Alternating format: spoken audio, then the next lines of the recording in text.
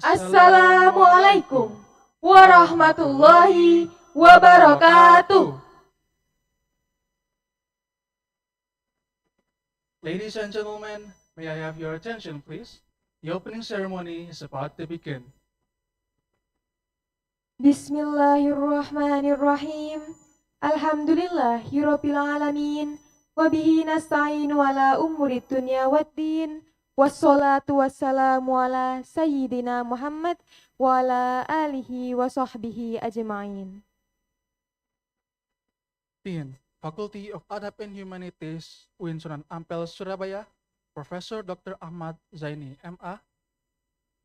Vice Deans of the Faculty of Adab and Humanities, UIN Sunan Ampel, Surabaya, Professor Dr. Phil Kamal Yusuf, M.Hum, Dr. Muzayana M. Phil E, and Dr. Muhammad Khodafi, MSE. Head of English Literature Department, UIN Sunan Ampel, Surabaya, Dr. Endratno Pili Swasono, MPD. Distinguished guests, respected lecturers, fellow students, and participants from across the nation. Good morning and welcome to the National English Undergraduate Student Conference, NEUSCO 2025.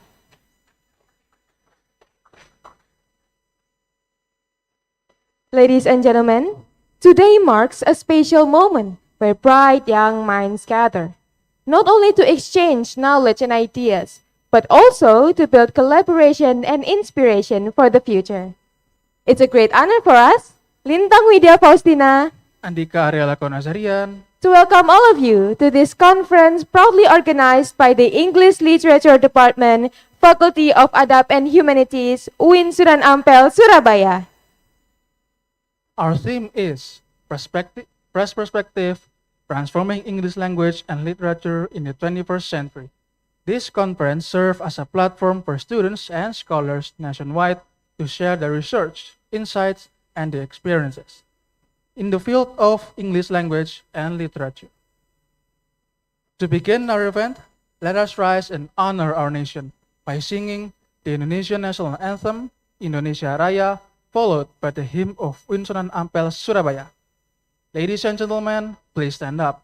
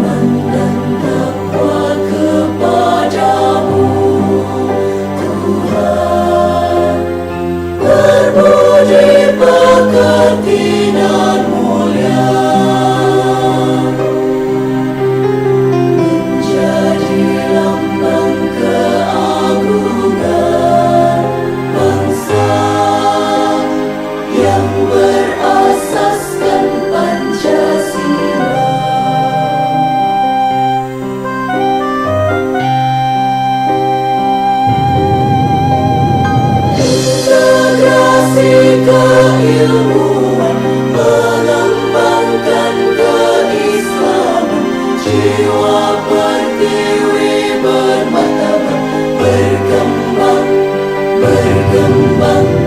Puji syukur kepadamu, ku junjung dan ku sanjungkan nusa bangsa dan negara Indonesia. Oh insan tercinta,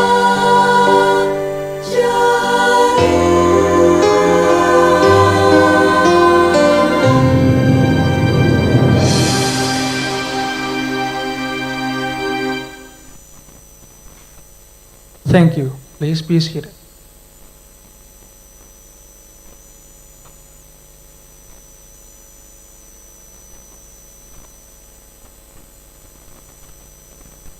We are now honored to welcome the Vice Dean of the Faculty of Adab and Humanities, UIN Sunan Ampel, Surabaya, Dr. Muhammad Khodafi, MSI, to deliver a welcoming speech and officially open the conference. Dear Dr. Muhammad Khodafi, the stage is yours.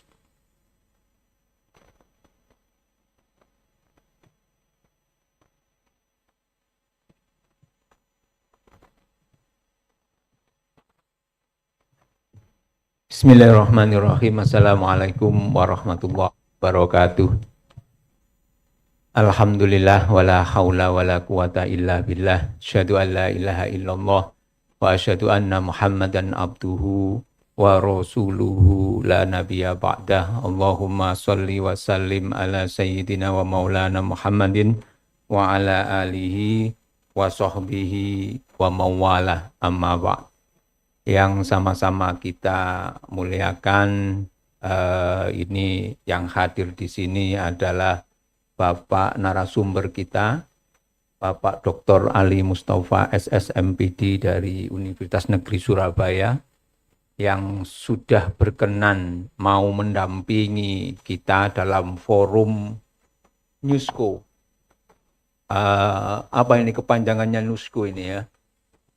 National English Undergraduate Student Conference yang tahun 2025 ini sudah menjadi annual yang baru ketiga ya. Oke, ini tadi serba mendadak karena saya lagi ngajar ditelepon sama Pak Kaprodi disuruh buka. Mestinya ini bagiannya Pak Dekan atau Pak Wadek 1, tapi ya kalau tidak ada rotan yang bukan rotan pun jadi. Akhirnya Pak Wadek 3 disuruh membuka. Alhamdulillah Pak, saya ingin menyampaikan permohonan maaf kepada semua peserta dan juga kepada para dosen. Pak Dekan dan Wadek 1 kayaknya mendapatkan tugas penting dari LPM untuk menyiapkan kurikulum dan juga launching kurikulum yang akan dilaksanakan pada akhir bulan ini. Terlepas dari semua kesibukan itu, alhamdulillah kita masih bisa melaksanakan satu event yang menurut saya luar biasa. Pesan Pak Dekan bahwa konferensi ini nanti bisa ditingkatkan levelnya menjadi level internasional karena kita sudah menjalin kerjasama dengan banyak universitas di luar negeri, paling tidak di level ASEAN. Saya berharap atas nama pimpinan fakultas konferensi ini juga akan menghasilkan naskah-naskah atau artikel-artikel yang bisa disubmitkan ke jurnal-jurnal bereputasi dan juga menambah hasanah keilmuan kajian dalam ruang prodi sastra Inggris, di mana kali ini NUSCO mengambil tema Fresh Perspective Transforming English Language and Literature in the 21st Century. Nah, ini tentu tema yang sangat menarik, apalagi di era digital informasi ini dan di era semua pengetahuan bisa direproduksi secara instan melalui AI, dan itu menjadi tantangan kita. Agar kita tetap menjadi manusia, maka konferensi-konferensi semacam ini perlu dipertahankan. Sehingga jangan sampai nanti konferensinya itu diikuti oleh manusia-manusia digital. Jadi karyanya semua produk ChatGPT sama AI. Jadi kita manusianya hilang. Tapi itu sudah gerak zaman ya. Kadang kita tidak bisa melawan itu. Yang terakhir, semoga acara ini sukses dan terima kasih kepada panitia, terutama prodi dan juga para dosen serta para mahasiswa yang berpartisipasi baik dari internal UIN Sunan Ampel ataupun dari kampus-kampus luar. Demikian yang bisa saya sampaikan, kurang lebihnya mohon maaf atas nama pimpinan fakultas. Sekali lagi kami mengucapkan selamat berkonferensi. Mari kita buka event Newsco ini dengan bersama-sama membaca basmalah. Bismillahirrahmanirrahim. Wallahul muwaffiq ila aqwamit thoriq. Assalamualaikum warahmatullahi wabarakatuh.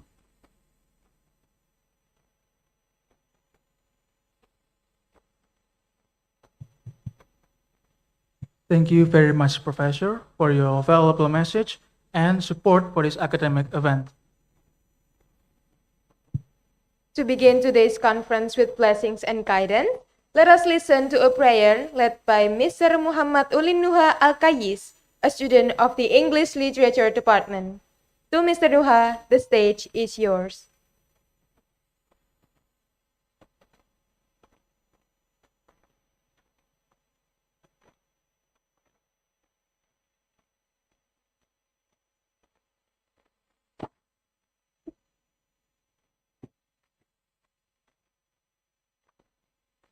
أعوذ بالله من الشيطان الرجيم بسم الله الرحمن الرحيم اللهم صل على سيدنا محمد وعلى آله وصحبه وبارك وسلم أجمعين يا فتاح يا عليم يا فتاح يا عظيم يا فتاح يا كريم افتح قلوبنا فتوح العارفين وانفع علومنا علوم المخلصين وتقبل أعمالنا أعمال المتقين واغفر ذنوبنا ذنوب التائبين مستغفرين وارفع درجاتنا درجات عليين إنك على كل شيء قدير اللهم إنا نسألك علما نافعا وعملا مقبولا وقلبا خاشعا متواضعا ولسانا ذاكرا ورزقا واسعا مباركا برحمتك يا أرحم الراحمين اللهم إنا نسألك من خير ما سألك به نبيك محمد صلى الله عليه وسلم وعبادك الصالحين ونعوذ بك من شر ما استعاذك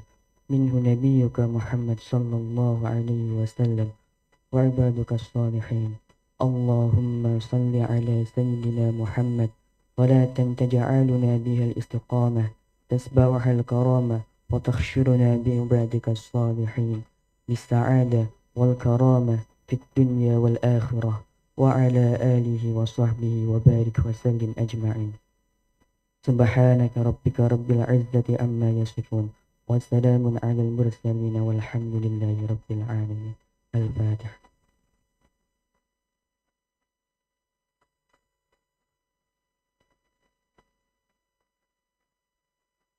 Amin, amin, ya Rabbal Alamin.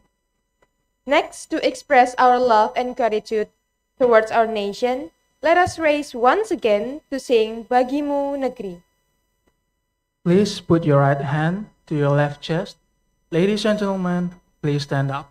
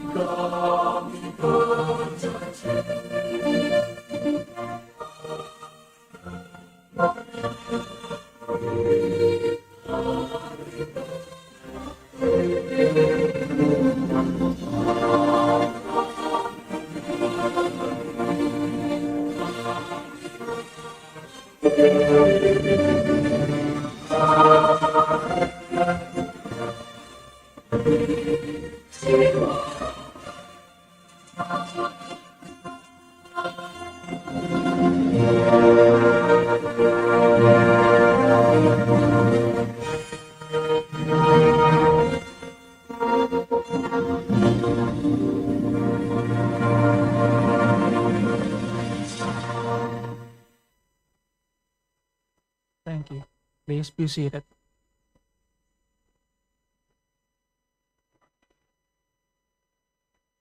Ladies and gentlemen, we have now come to the plenary session. This session will feature our distinguished keynote speakers who will share their insights on how English language and literature are being transformed in the 21st century. To guide us through this session, please welcome our moderator, Ms. Nurkol Beatur Rikza, a 5th semester student of the English Literature Department, UIN Sunan Ampel, Surabaya. Dear Ms. Rikza, stage is yours.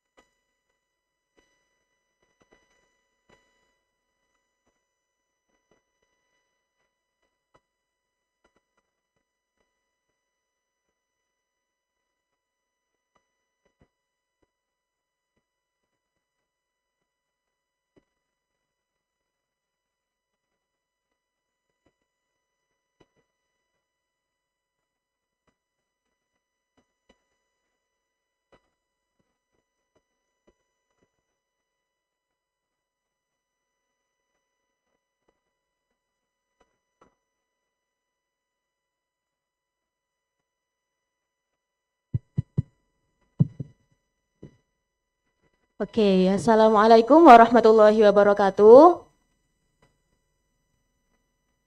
Okay, thank you for the Master of Ceremony for giving me the opportunity. Good morning, everyone. Okay, good. How are you today, ladies and gentlemen, in this beautiful morning? Alhamdulillah, everyone is good. Okay, I hope everyone is in good condition. I hope everyone is in good feelings, and most importantly, I hope everyone is ready for participating in this panel session of NUSCO. Okay, it's such a great honor for me, Nurkol Beatur Rikza. I am from English Literature Department, UIN Sunan Ampel, Surabaya. I have a privilege to serve as your moderator in this panel session of the National English Undergraduate Student Conference, NUSCO 2025. Okay, thank you. Our session today will discuss such an interesting and insightful theme aligned with the theme this year, Fresh Perspective, Transforming English Language and Literature in the 21st Century. Okay, before we begin, I would like to know what comes to your mind when you hear the theme. Anyone? Okay, what comes to your mind when you hear the theme? Are you more interested in the linguistic aspects? Oh, yes. Yes, perhaps some of you more interested in literature, in the English literature. Okay, don't worry. We are here. We are very pleased to have our two distinguished keynote speakers here who will share their experience, their invaluable ideas, both in the field of English language and literature. They are Dr. Ali Mustafa, SSMPD, from English Department, Universitas Negeri Surabaya.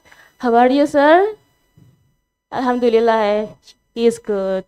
Okay, and I would like to say welcome to UINSA, especially in this English Literature Department, Faculty of Adab and Humanities. Okay. How do you feel when you come here and see the audiences with such a great enthusiasm?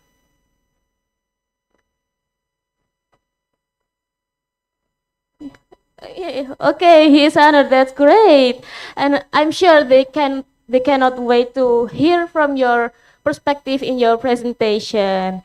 And also our second keynote speaker, our beloved lecturer, Ma'am Isna Syahadatul Dinuria, MA PhD, from English Literature Department, UIN Sunan Ampel, Surabaya.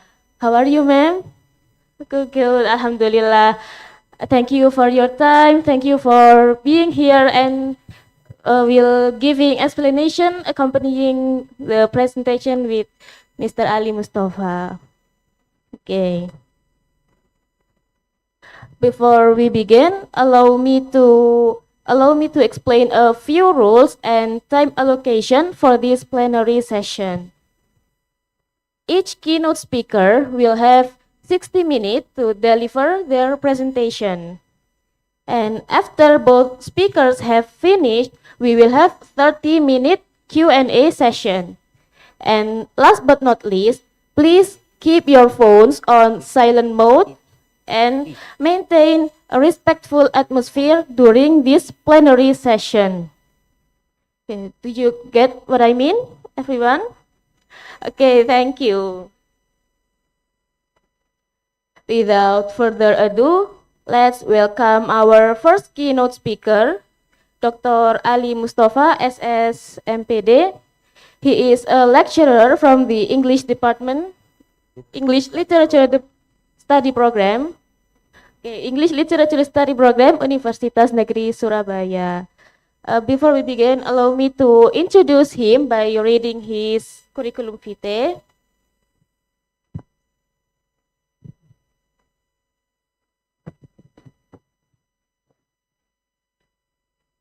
Okay. Mr. Ali Mustafa was born in Jombang on June the 14th, 1975. He has an impressive academic record. He has taught 43 courses, and for his educational background, he got his bachelor degree in 1998 in Sastra Inggris Universitas Dr. Sutomo Surabaya, and for his master degree in 2002 in Pendidikan Bahasa dan Sastra Universitas Negeri Surabaya, and for his doctoral degree in 2008, Pendidikan Bahasa dan Sastra Universitas Negeri Surabaya. And for his academic records, Mr. Ali Mustafa has published 2 books. There are interactive approaches to literature in 2015 and also filsafat keseharian in 2023. Besides, Mr. Ali Mustafa has carried out 15 community service projects and has published 152 scientific articles in journals and presented in 8 scientific seminars. Wow, impressive. It is a true honor for us to have someone with your extensive experience, especially in English studies. So thank you for joining us today. Dr. Ali Mustafa will deliver his presentation for 60 minutes entitled Sociological Reading, Southeast Asian Digital Literature. Okay, entitled Sociological Reading of Southeast Asian Digital Literature, Stories We Share. Dear Mr. Ali Mustafa, 60 minutes from now, the stage is yours. Thank you very much. Bismillahirrahmanirrahim. Assalamualaikum warahmatullahi wabarakatuh. Good morning, my dear students here and dear lecturers of English Literature Study Program, and especially Bu Isna. Thank you very much for sitting here and accompanying me, and also Mbak Rikza. Mbak Rikza. Mbak Yeah. Rikza. She's a very good moderator today, and she's going to host us and also bridging our discussion and conversation this morning. Well, I am so honored to be here. You know, it is because of some historical problems and historical issues. For your information, you know, I was and I am now. So I should like to say that I was the first lecturer in English Literature Study Program of WINSA. So Yeah, and it was 2000 if I'm not mistaken. Yeah, 2000. And your lecturer, Ibu Sufi, and also her husband here, Mas Rofik. So they were the first cohort in this study program. Study program or department here? Study program.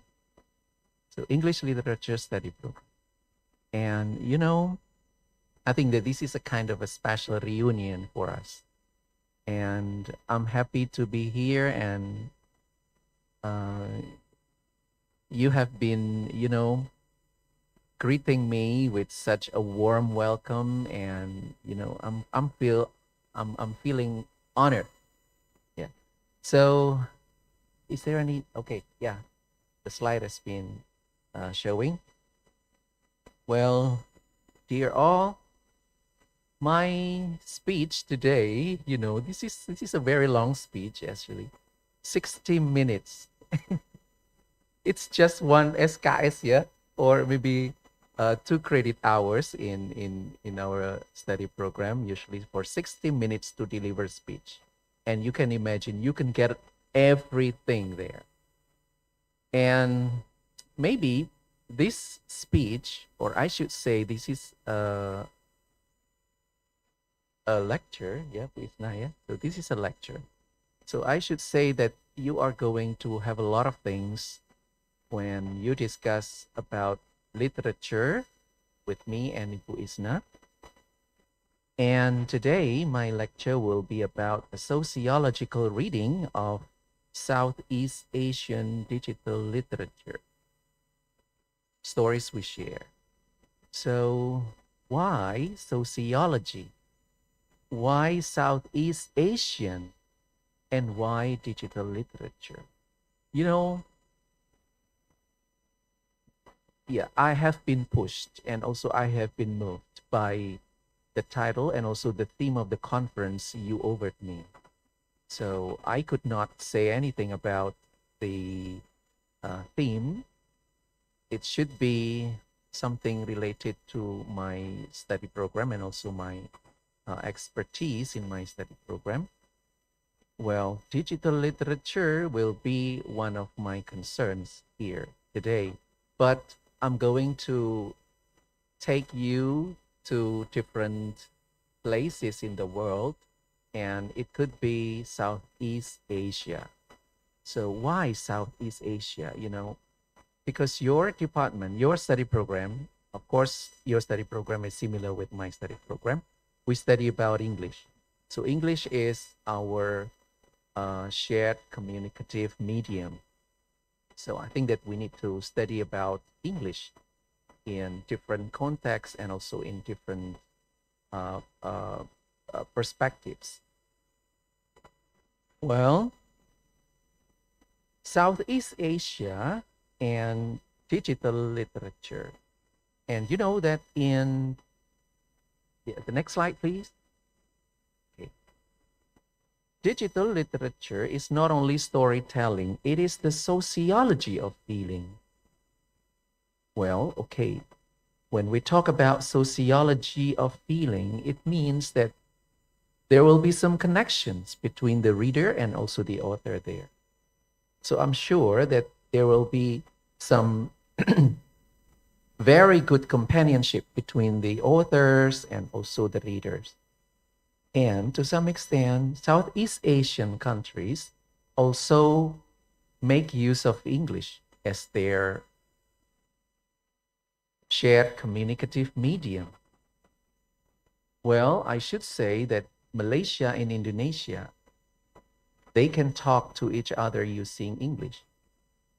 And Singapore and Indonesia could also be talking each other using English.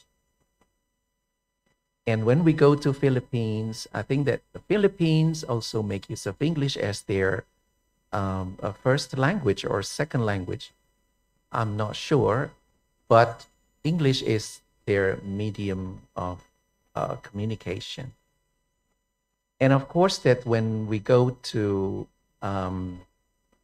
another regions in Southeast Asia, I think that most of the people there are also using English as the uh, medium of communication. So, well, by looking at the geographical position and also some historical reasons, I think that Southeast Asian people could communicate and share their knowledge and also their experiences using English. But of course, that the English used in these regions are and is English in double quotation. In Singapore, I think that we have Singaporean English. In the Philippines, we have Tagalog English. In Malaysia, we have Malay English. And in Indonesia, we have so many different kinds of English. Do you notice this? Okay. So I'm sure that the students here are from different backgrounds. You're from East Java, you're from Central Java, and also from West Java. And the English, the profile of your English might be different from one place to another. So you bring about different English and also the prototype of English in different ways, different sounds and articulation. And of course, the pronunciation. Well, to some extent, in the digital literature that I'm going to share with you here, English is used as the shared medium, shared communicative medium. And what kind of English? Of course, English understood and perceived by the people in those regions. Well, okay, to some extent, the digital literature that I'm going to share with you and discuss with you is a popular kind of literature and usually written online in the forms of Wattpad and also Instagram fiction, Facebook fiction, and also maybe webtoon and also web novels. Yeah, so many different kinds of literature online. So it is called as online literature. And sometimes we also can call it as digital literature because everything is online. Well, I think that when we talk about the sociology of,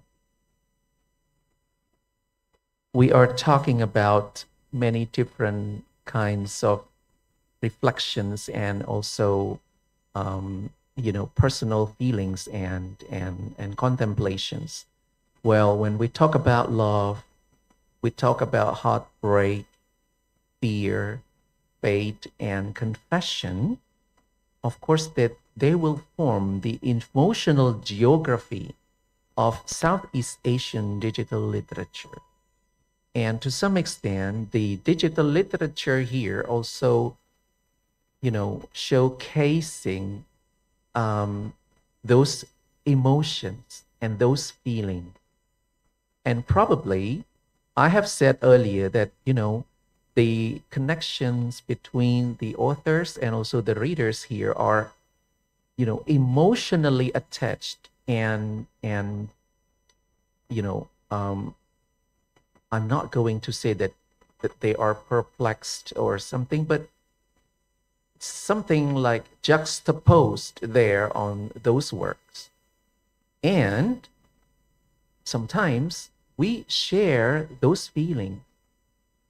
We also experience those feelings. And sometimes we are in the same universe with the authors. And that's why this is the sociology of feeling, and it becomes the emotional topography. Okay. When we talk about the digital literature as sociology, as something related to discipline. I should say that sociology is a discipline. And in literary studies, I think that sociology is one of the critical theories. And in my study program, I'm lecturing about critical approaches to literature and also extrinsic approaches to literature. And the first meeting, the first week of the discussion, so I talked much about sociology of literature, or the something like sociological criticism. When we talk about sociological criticism, of course, that we have two different branches on it. The first one is Marxism, and the second one is feminism. So those two disciplines belong to sociological criticism because they are related to power and economic thing. Have you got the lecture on it? Okay, good. So we are in the same atmosphere now. Well, okay, ladies and gentlemen, when we talk about digital literature as sociology, of course, that each story is a social act. Well, okay, this is a social act. And the way the author, performs and also puts their ideas on the digital platform, they showcase their personal feeling, their personal fear, and their personal experience. And sometimes those personal experiences may be in the same boat and on the same ship with us, and we share some common things there. And usually when we talk about Southeast Asia, of course that we experience the same thing. So we were under the shadow of colonialism, so we are in the special umbrella called post-colonialism. And of course that we are going to share our similar experiences. So we are in common. All right. And of course that the online writing and reading reveal our collective values and also social boundaries. And of course, cultural transformation. And these will be determining our mutual connection and also companionship. And especially when the online works here are also open to interpretation, because the works usually supplied with comments. Yeah. So after the work, usually readers can give comment. And sometimes, we can also take control to the development of the narrative there. So it means that, sociologically, the reader can also participate in the running of the narrative. So this is a kind of a special interaction in digital platform. And usually when you read online on the Facebook work of literature and also Instagram literature, so readers may participate in giving opinions. And sometimes the readers may also shape the narration. And to some extent, you can give comments and also suggestions to the authors that, okay, I don't like this ending, but I want the protagonist to be in happy ending, for example. So this is a kind of mutual interaction. Well, so why Indonesia, the Philippines, Malaysia, and Singapore? I should say that, these four countries embody the region's emotional and cultural diversity. We share some common in Southeast Asia because we were under colonialism. And sometimes our mutual understanding apply in the digital platform. But sometimes we also have some, serious tension with Malaysia, including the problem in you know, acknowledging the culture and also the traditional arts. So I think that this is a very small thing to consider. But well, when we talk about the historical events and also historical experiences, I think Malaysia and Indonesia are not different. We are in the same boat. And today, you can imagine that most young people in Malaysia, they love Bahasa Indonesia rather than Malay language. It is the signs that, they also love Indonesia. Because Bahasa Indonesia is much easier to, yeah, to be used and to be communicated in daily life. For foreign students, I think that when you offer them to choose which one are you going to make use, Indonesia or Malay, so of course that they will choose Bahasa Indonesia because our language is an articulative language, easier to pronounce. There is no any difference between the spoken and the written text. So I think that, we are in some common. And each country carries unique social histories and linguistic identities, but shares a common emotional language in digital storytelling. So it means that our people and also the people from Malaysia and Singapore, Philippines, so we share some common things. Ladies and gentlemen, okay, sociologically, when we talk about the foreign nations, I think that the countries represent a continuum of Southeast Asian modernity and also so many different things which come to an idea that we share so many similarities from spiritual to secular, communal to cosmopolitan. Well, it is because we were under the same umbrella and also on the same boat. Together, they form a shared emotional geography where digital literature acts as both art and social mirror. Well, to some extent, literature, when we refer to the classical definition, of course, that literature is a social mirror, social reflection.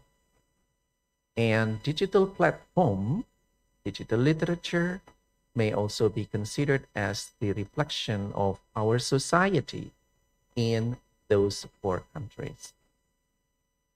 And of course, they are the mirrors of us. And we can reflect our own picture there. And we may consider that we have some similarities of faith, similarities of feelings, and also emotional tension with those authors. And sometimes we agree with what the author has written. So sometimes we give a very good, big applause. Oh, thank you very much. Your story is very good. Your story is touching. I think that I have seen my own face there. So there are so many comments there. What I have said earlier about reflection and also about similar fate here, it could be reflected in those works and also in those digital literature because sometimes we see our own moves and also our own experiences there. And of course, that the medium of the communication is English. So I should say that English here is a medium, not medium instruction here because we are not in the classroom, but medium, communication. English as shared medium and the local soul. Why a local soul? Because there our culture, our region, and also our localities are portrayed there and put there. So it means that we see ourselves there. So when the story is written by people from Malay, for example, so Indonesia will be sharing the same idea with them. So English unites these writers as a tool of creative self-definition and also self-projection. And Indonesia, of course, the author from Indonesia uses English for aspiration, the Philippines for emotional sincerity, and Malay people, Malay author, they make use of English for moral reflection because sometimes they preach and also they give, something like religious teaching to the readers. Yeah, so this is the common values and also some prototype of the writers from each different country. And for Singapore, I think that they are talking about their being cosmopolitan and their being very busy in doing business and so on and so forth. Well,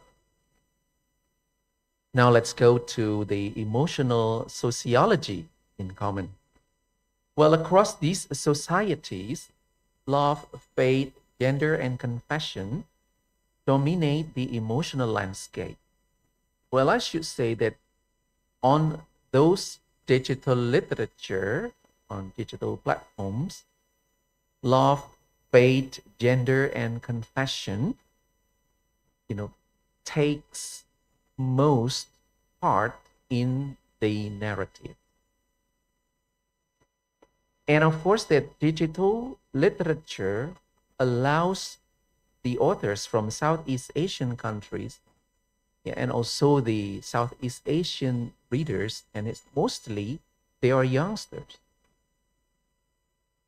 They are dynamic and also they are still in the productive ages to voice their personal fears, personal dilemmas, and also personal experiences of their heartbreaking, many different things, which of course resonate across borders.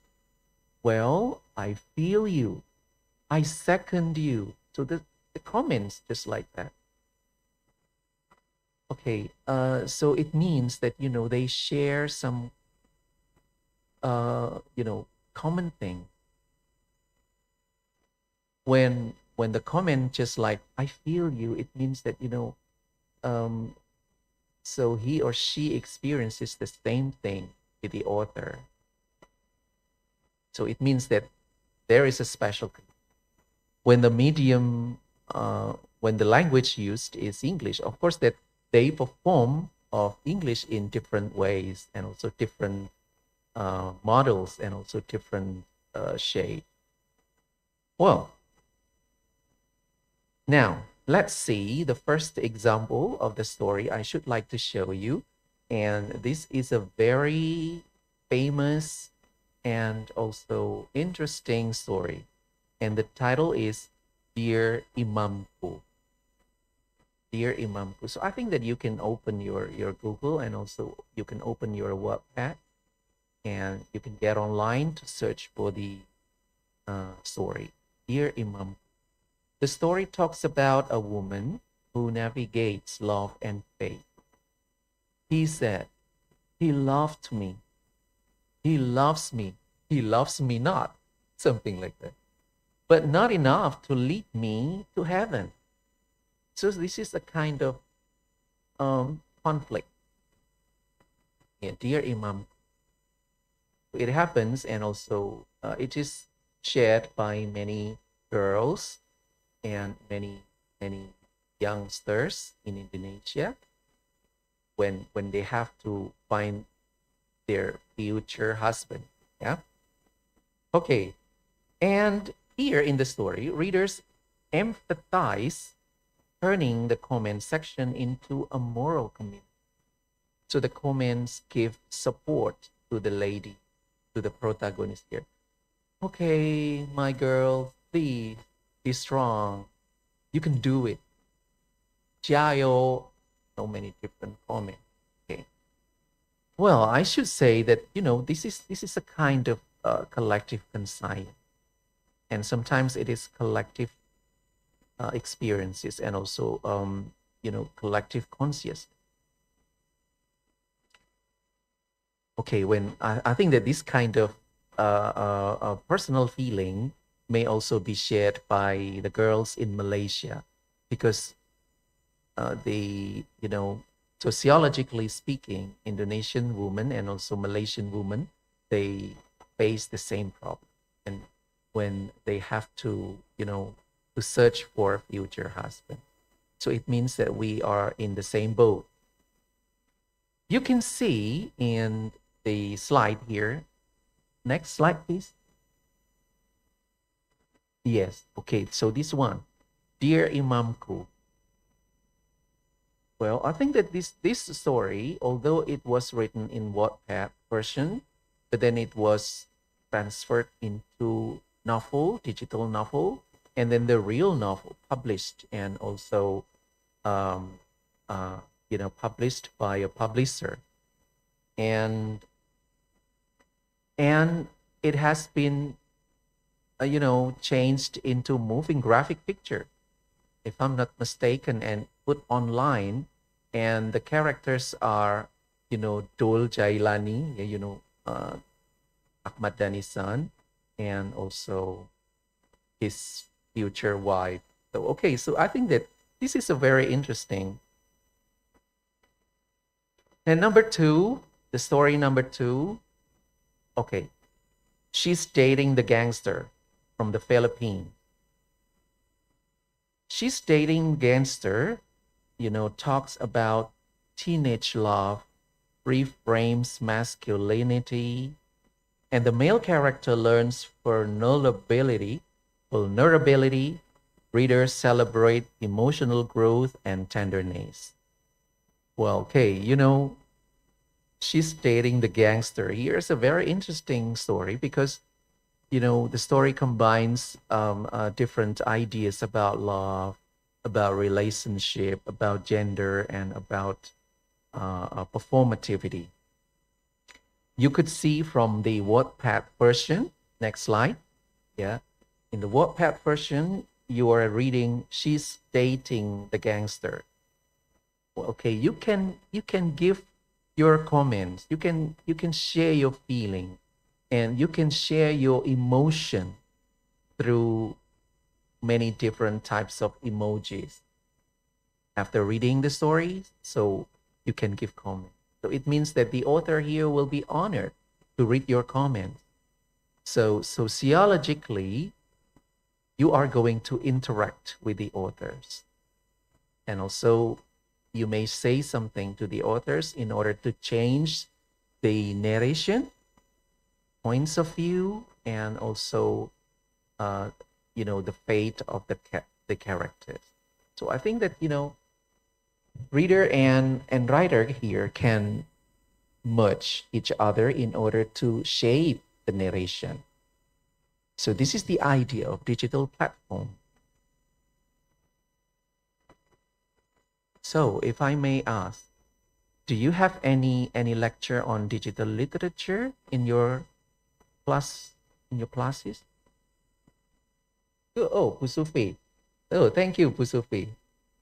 Well, and I think that you also have been underlining what kind of theory did you use there.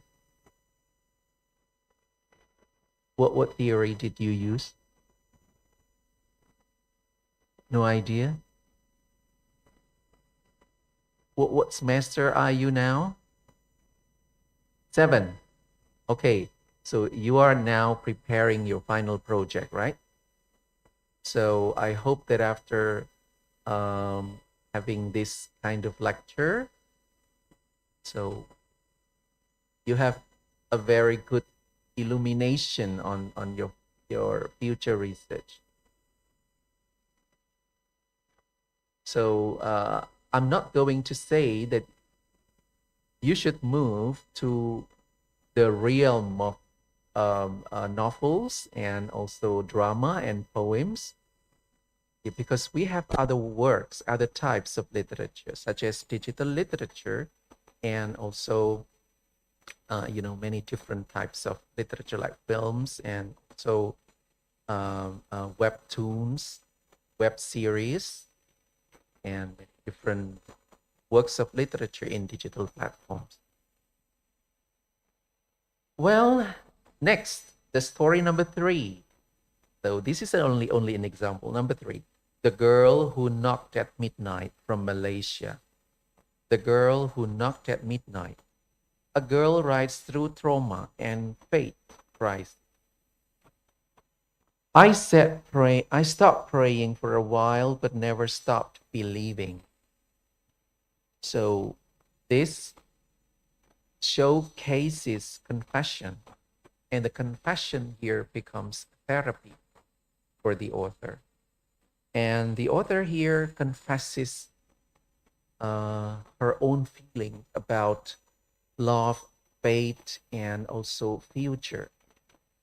So she is trapped in between ideas of having a special relationship with people and her God. So I think that this is a very good story from Malaysia, even though sometimes, this is a typical or characteristics of Malaysian writers. So they preach sometimes. You have to do this. You have to do that. Something. We have to submit ourselves to God. Or something. So this is the characteristics of Malaysian writer, and it's quite different with Singaporean writer, because when Singaporean people they only do and act what they have in mind. But for Malaysian people and Malaysian author, they preach. But what about Indonesia? Do they preach you? Have you read many works of literature from Indonesia? Yes. Could you please tell me one of the examples? Huh? Yes. What's the title?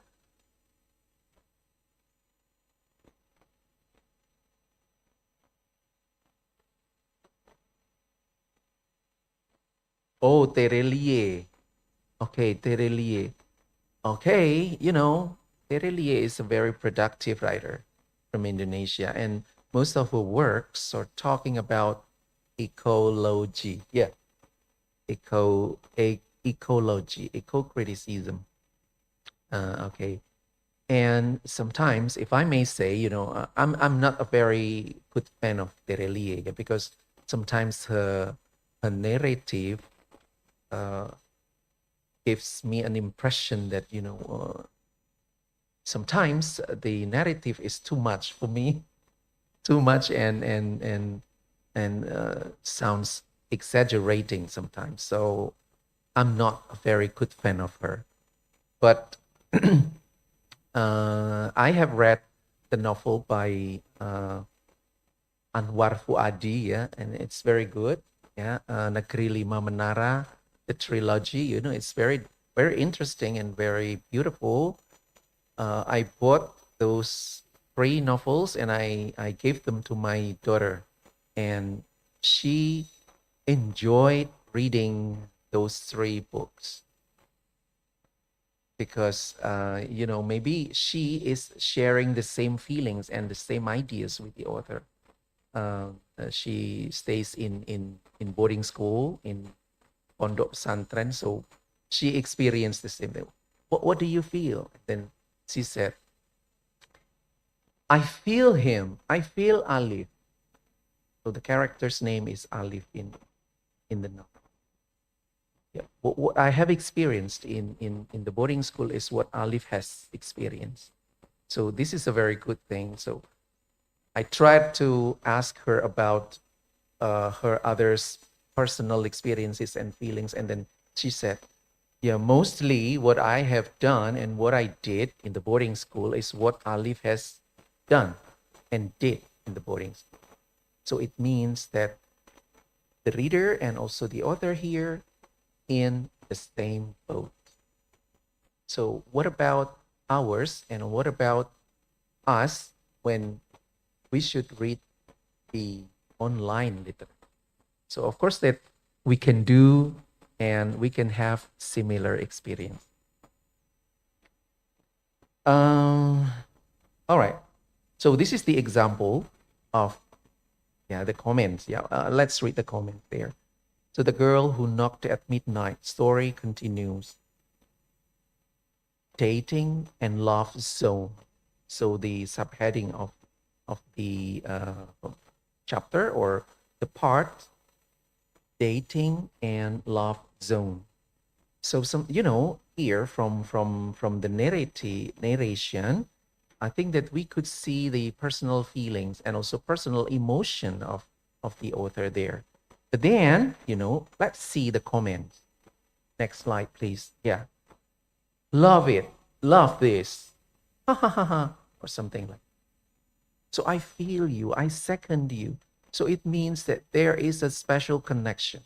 So when the connections and also the communications between the author and the reader here is mapped,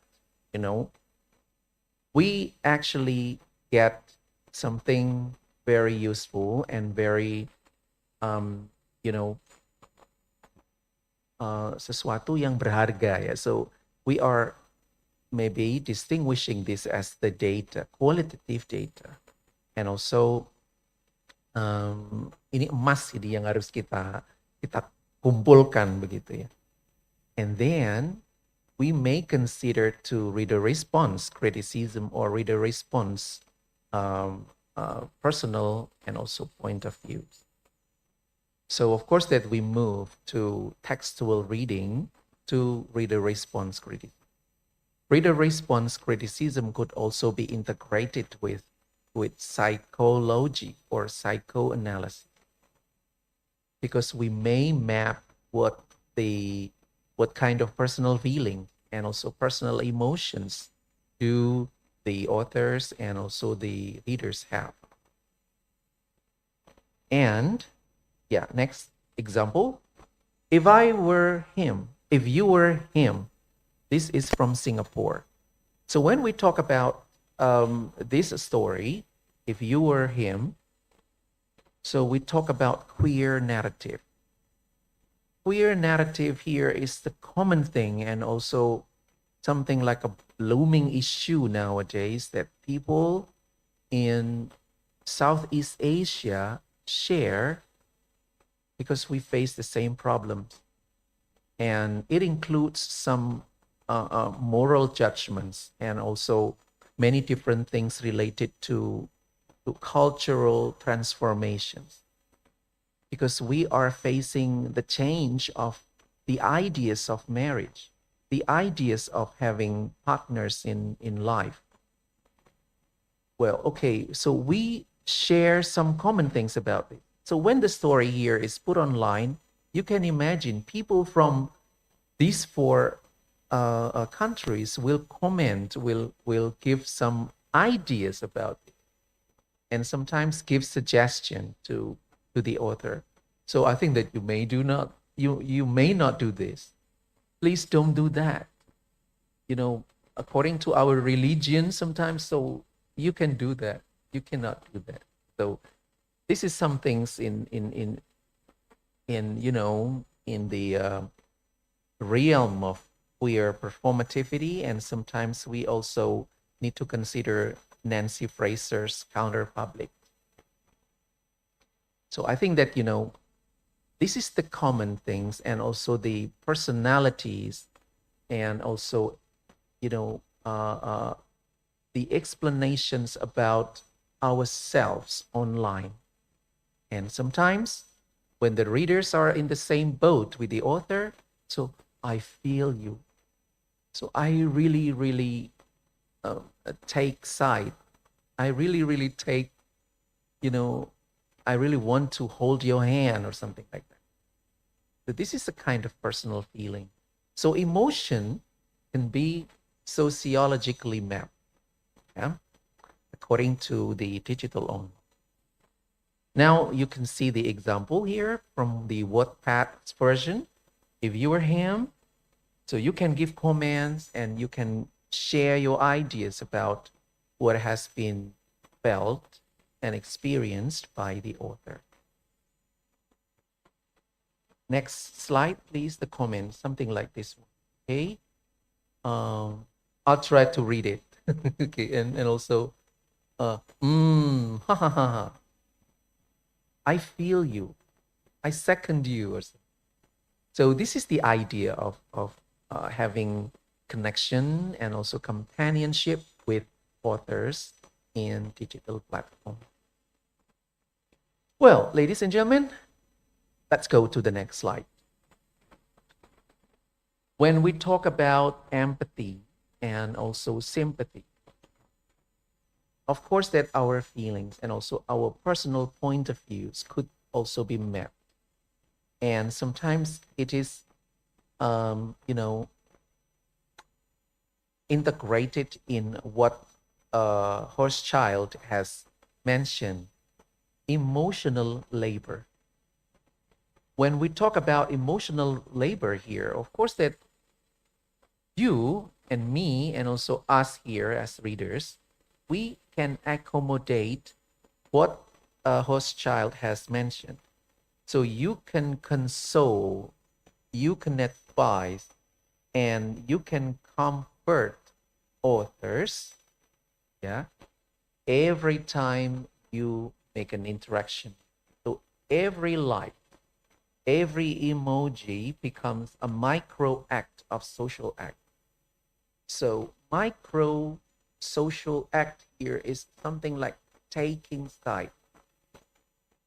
So the action is very small, but this is the micro thing. Sesuatu yang kecil yang bisa kita lakukan, but it means a lot for the authors. If you cannot do something in order to support Palestinian people, for example, at least you can give like, comment, and emoji. So this is what digital platform authors really want to have with you as the readers. And okay, every emoji could be showing your empathy and also sympathy, something like law, 5 hand, and 2 thumbs ups, and many, many different things. So this is the emotional labor has discussed in their ideas.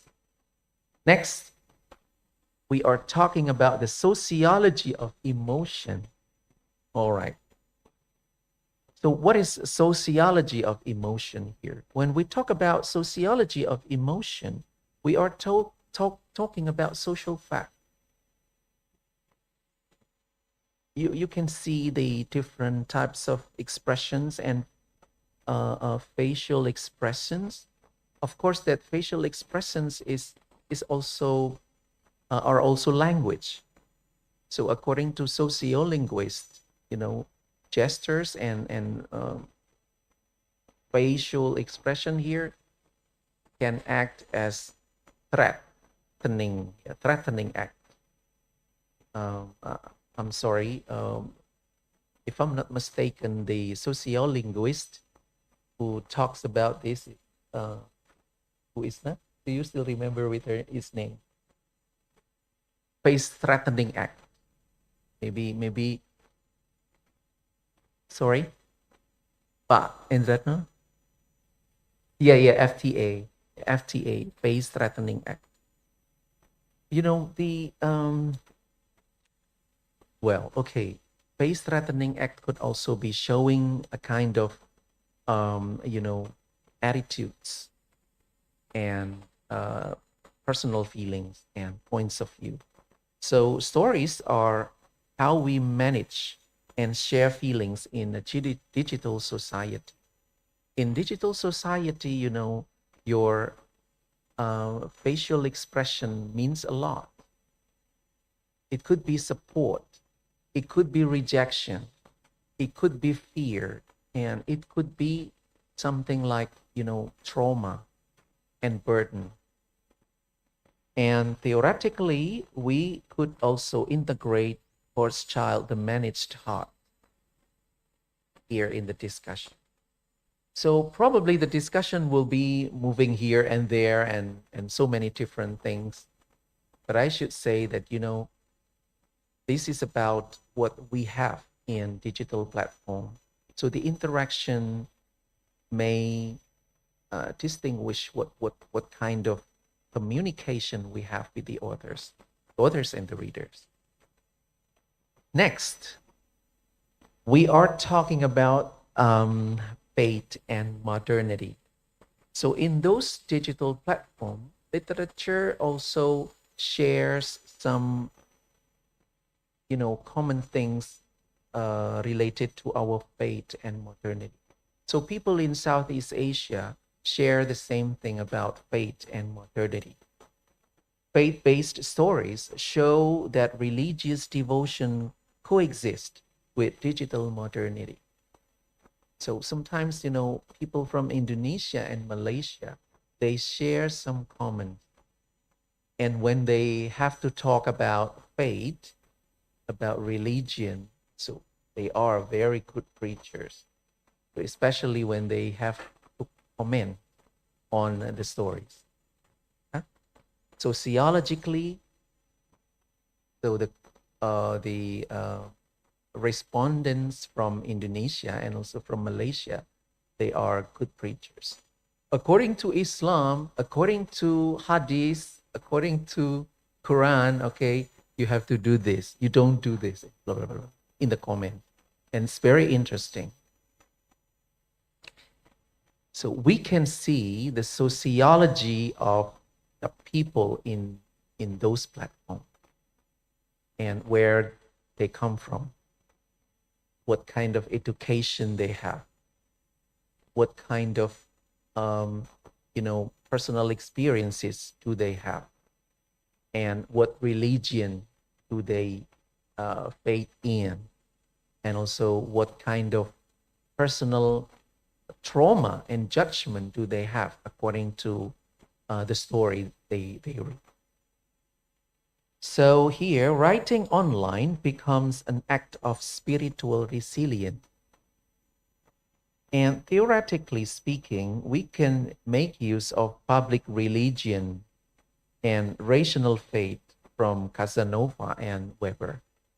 So theoretically speaking, so we can make this kind of distinctions between religions, faith, modernity, and also our future, yeah, and life. So the stories online may also be sharing about some you know, reflections about our faithfulness and also our considerations about religion and the culture. And next, you know, literature or digital literature may also be sharing about something called as global belonging. When we talk about global belonging, we are talking about Southeast Asian region bond. So we have special connection with the people in this region. And especially when we talk about Indonesia, I think that we have a special bond with the people from Mindanao, yeah, in south part of the Philippines. So we have a very close connection with them because some of the you know, people and also the activists there, they were from Indonesia. And when they get online and they wrote their articles and also their stories online, So people from Indonesia will give them support. They give them likes and love emojis. So from here, Southeast Asian writers use English to share their inner worlds globally, enriching global literature with moral and emotional depth. And the thing that we should underline here is English. What kind of English do they have? I think, and I should say that any kind of English. So whether or not they make use of the accepted English or RP, so I think that English is the shared medium language, shared communicative medium. Oh, okay, thank you. And also the gender and agency. When we talk about gender and agency here in these stories, female voices dominate Southeast Asian Wattpad stories. Why female authors? Can you say about that? Why female authors?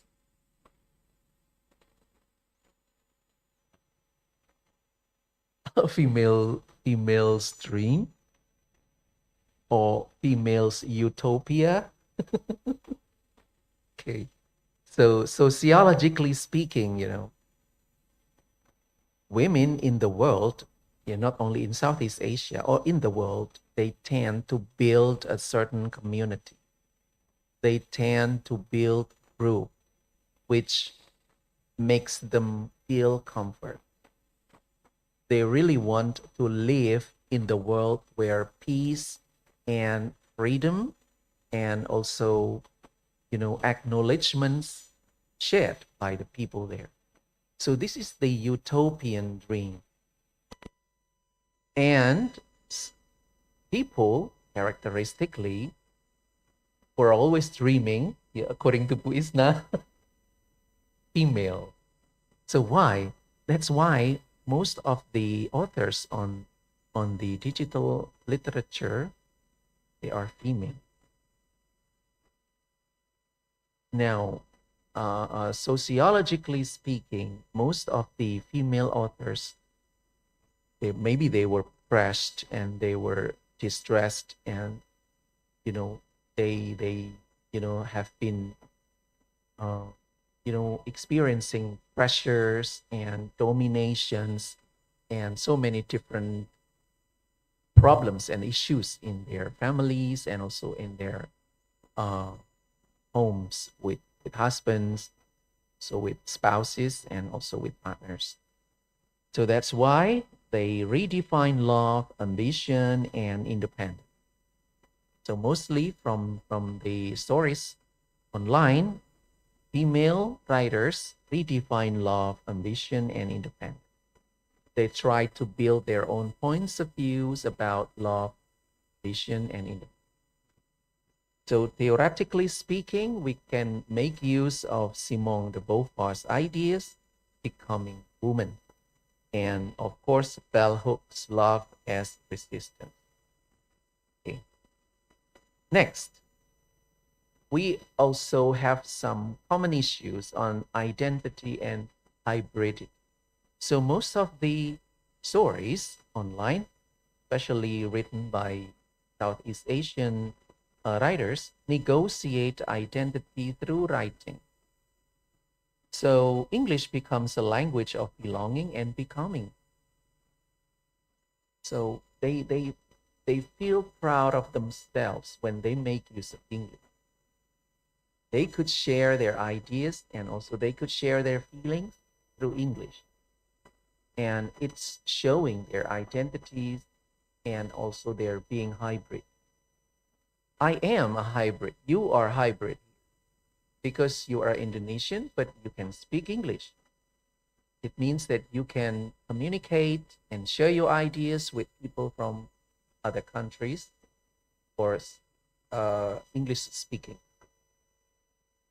And theoretically speaking, you may use Stuart Hall identity and process, Homi Baba, cultural hybridity, and Smith and Levy hybrid idea.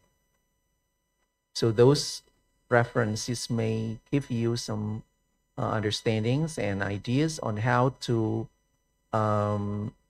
analyze the self and belonging and becoming of those authors.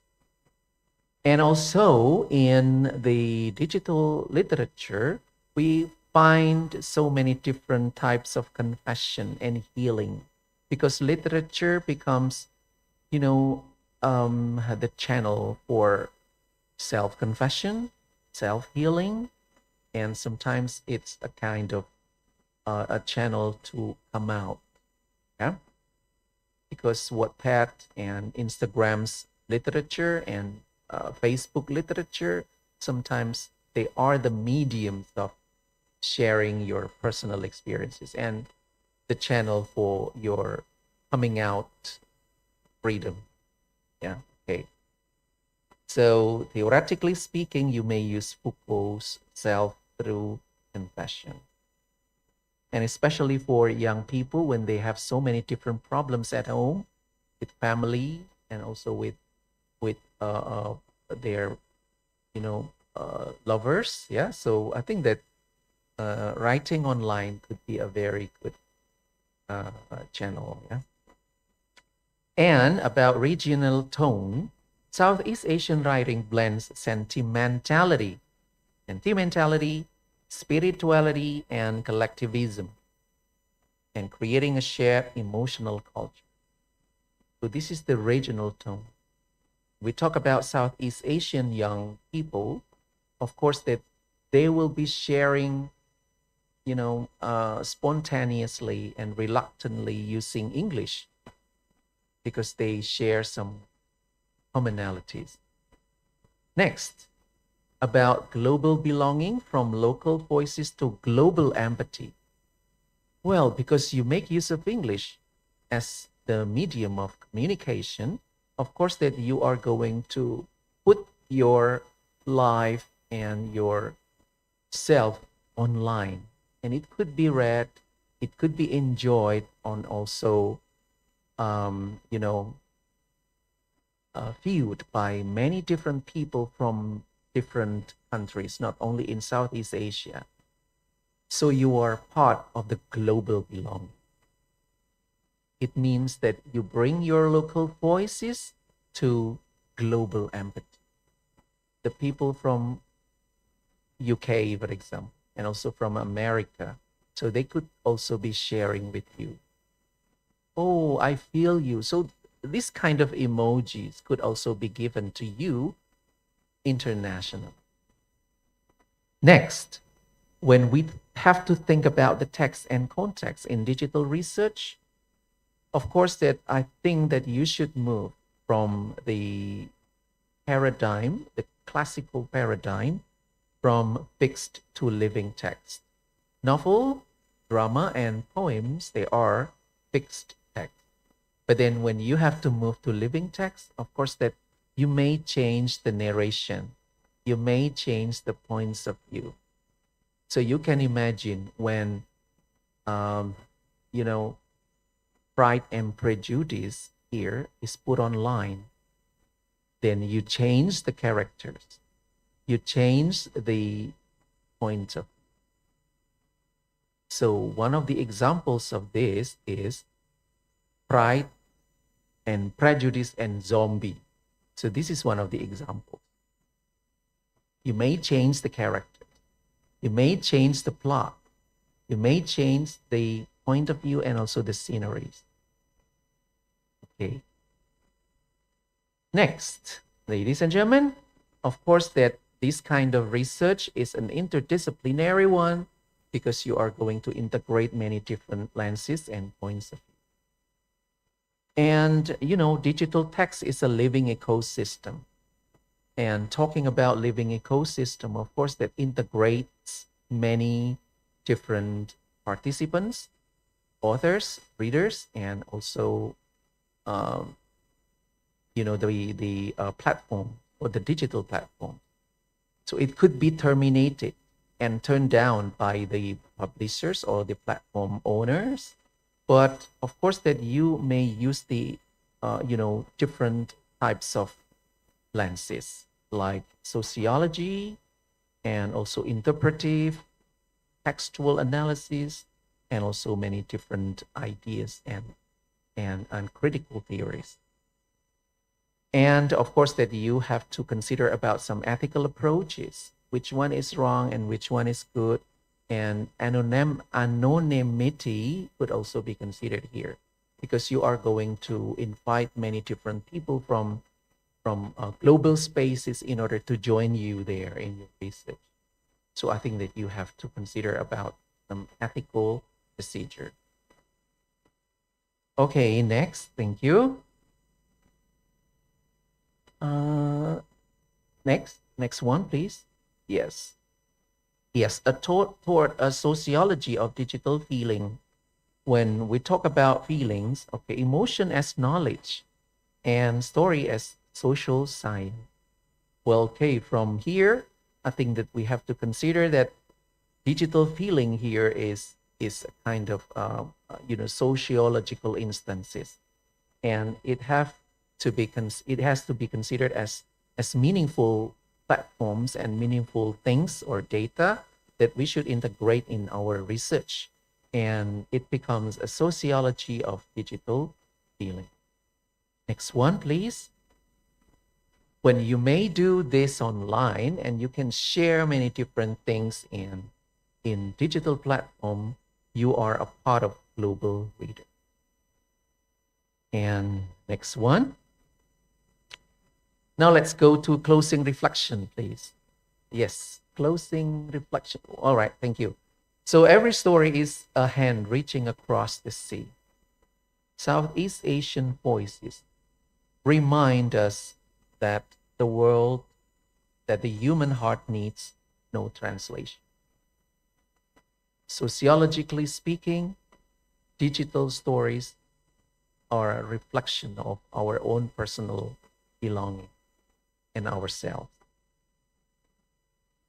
We have shared many different histories, experiences, and diverse voices in our region. So Indonesia, Philippines, Malaysia, Singapore, we have shared some commonality. We share our histories of colonialism, religion, and linguistic hybridity. And of course that we are going to share many different things in the future. And digital platform could be a very good path for us to share each other's faith in the future. Now I'm going to read you the poetic closing about our voices in Southeast Asia. 4 voices, 1 Southeast Asian soul. Indonesia writes from the heart of faith. The Philippines writes from the pulse of feeling. Malaysia writes from the voice of morality. Singapore writes from the mind of reflection. Together, they are us, home, the heartbeat of Southeast Asia, emotional, ethical, and endlessly human. What we are talking in sociology is that we are talking about our being human. And that's why sociological criticism, sociology of literature, and the sociology of feelings are connected to human being. So thank you very much for listening to the lecture and have a good day. Assalamualaikum warahmatullahi wabarakatuh. Waalaikumsalam warahmatullahi wabarakatuh. Okay, thank you very much. Okay, please give applause. Okay, thank you. That was absolutely brilliant. Do you agree, everyone? Yes, thank you, Mr. Ali Mustafa, for walking us through those compelling ideas. Okay, thank you very much. Before we move on to the next keynote speaker, allow me to read the summary that I can highlight from the presentation. Digital literature in Southeast Asia is not only storytelling, it reflects emotion, culture, and identity. Platforms like Wattpad, Facebook, and Instagram fiction show how stories become part of social life nowadays. And each story is a social act, showing shared values and cultural transformation. Focusing on four countries, Indonesia, the Philippines, Malaysia, and Singapore, similar in emotion and diverse in expression. Digital literature is a reflection of our society, and English becomes a shared medium with local meanings in each nation. Digital stories blend spirituality and modernity and connect Southeast Asian writers to global readers. Studying digital literature means studying both text and community interaction. Okay, that's all the summary. Am I correct, Mr. Ali? Okay, thank you very much. Okay, now please we welcome our next keynote speaker, our beloved lecturer, Ma'am.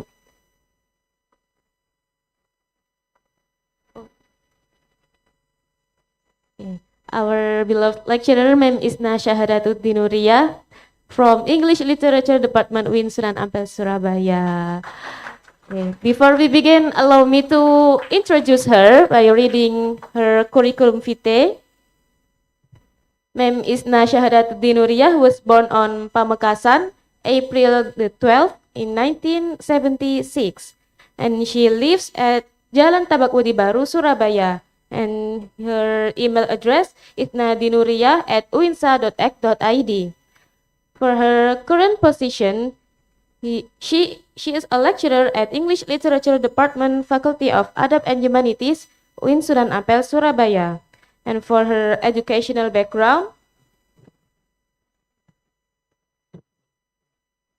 she got her bachelor degree in 2000 in English Literature, Universitas Erlangga, Surabaya, and her master degree in 2010 in American Studies, major in Literature, Universitas Gadjah Mada, Yogyakarta, and she got her doctoral degree, her PhD in 2022 in World Cinema, University of Leeds, UK. Besides, she also contributed in some professional development activities. In May 2021, Ma'am Isna participated as a contestant and awarded as a favorite in Leeds Doctoral College Showcase Poster Conference Spring 2021, University of Leeds, UK. And in March 2023, she participated in short course on leadership for youth interfaith women leaders, Deakin University, Australia. Besides, Ma'am Isna also teach several courses including theory of literature, literary criticism, creative writing, and also film studies. Wow, this is also impressive. Listening to your list of accomplishment, Ma'am Isna, it's clear we are in for a fascinating and insightful discussion. That is. Okay, hopefully, yes. For Ma'am Isna will deliver her presentation. The presentation entitled Transforming English Literature in the 21st Century. Dear Ma'am Isna, 60 minutes from now, the stage is yours. Okay, thank you very much, Rikza, sorry. Not Rizka, but Rikza, right? Okay, thank you very much. Assalamualaikum warahmatullahi wabarakatuh. Waalaikumsalam warahmatullahi wabarakatuh. So please, I introduce myself again, even though most of you know me. I am Ithna Syahadatud Dinuriyah. That's my name in the slide. Okay, this is the title that I want to discuss with you today. A very naive title because this is the theme. Transforming English literature in the 21st century. I don't know why this is the second transformation of speech that I do. today is the second one. The first one is transformation of bond from hegemonic masculinity to new alternative masculinity. Do you know bond? Oh, okay, only Bu Sufi who know bond. Oh, you know bond? Yeah, okay. Maybe because we are in the same generation, yeah, Pak, yeah. Okay. Okay, maybe because I am from that kind of generation that when I was childhood, I play physically with my friends, and that now I play with the digital AI tools. Yeah. Okay. Yes, thank you very much. Okay, I wrote down there opening because this is not introduction. Instead of introduction, I use opening there. Okay. If Pak Ali focusing into the sociology of literature, so then here how we apply literature in a digital way, like in our themes. Yeah. Okay. I'm sure that all of you, especially for you who are in literature focus, you understand what is literature. We do not need to try to find the definition of literature because we focus into how to apply the literature itself. I start from the canon to the global dialogue. Okay, so far, especially when I was in a bachelor degree like you, I and my friends and most of the students, maybe Pak Ali also, our lecturer taught us about the canon literature. We read Sons and Lovers. Is that right, Pak Ali? Yeah, Sons and Lovers, and then Scarlet Letters. Do you remember another one? Yeah, okay. So it's very classic and very canon. Why we call it canon? Because most of the themes in those novels, in those literary work, relate with us now. So for example, like Scarlet Letter, it is talking about adultery, and now you also read some adultery done by wife, by husband, and it is become viral, right? Yes, okay. Then maybe you get bored of that kind of theme, adultery. Okay, there is a doctor being the mistress of a very rich man, for example, and then when the graduation ceremonies, then the doctor cannot do the graduation. Yeah, okay, so it's related with the Scarlet Letter, for example. But nowadays, so we think that canon means something that is very famous. Because at that time, in the past, in 18th century, for example, or 17th century, there is no digital way. So that's why those literary works only famous because of, the literary work was famous in a very small number. If, for example, Scarlet Letter, in Scarlet Letter era, and then it has become viral because of the digital tools, then not only Scarlet Letter that is very viral. Maybe there are another literary work that is also viral. Okay, maybe Pak Ali also know, for example, in Indonesia, everybody in the world maybe know about Pramudia Anandatur's work, but they do not know about Salah Pilihan or Siti Nurbaya, for example. Salah Asuhan, Siti Nurbaya, for example, because even though it is canon for Indonesian, but it is not famous, it is not viral around the world. Pramudia Anandatur is viral, so that's why many people know his works up to now. So canons mean, canon nowadays must be questioning again, not because it is canon then nobody can replace the position, but because there is no dialogue, there is no global dialogue. Okay, the key questions now, what does it mean to study English literature today? Because we read many literary work that not written by Englishmen, not written by American men, not written by American man, for example. Even Indonesian, you yourself can write English literature. Is that right? Just change your word into English. I know that your work, for example, when you are doing creative writing, do you remember you wrote fiction, you wrote poem, for example, and your work are very good. Hopefully someday our study program can make it into anthology, ya Mbak Sufi, ya. Yes, okay. Hopefully, because there are there are three nowadays. Yeah, there are three generation of creative writing, and if so, we can make many kinds of books of your work later on. Yeah. Okay. So we just not read novels, plays, or poems written in English because we can read it in another, for example, another language, but sometimes we analyze it in English. For example, like my project now, I try to compare the song. Okay, the song. Do you know Nina? Of course you know. Okay, of course you know because you are Gen Z. I try to compare Nina with Na. Do you know Na? Of course you do not know. Do you know Iwan Fals? Oh, you know Iwan Fals. Okay, good. Na is Iwan Fals songs, and I try to compare that. Both of them are Indonesian, and I compare it in English. Yeah. Okay.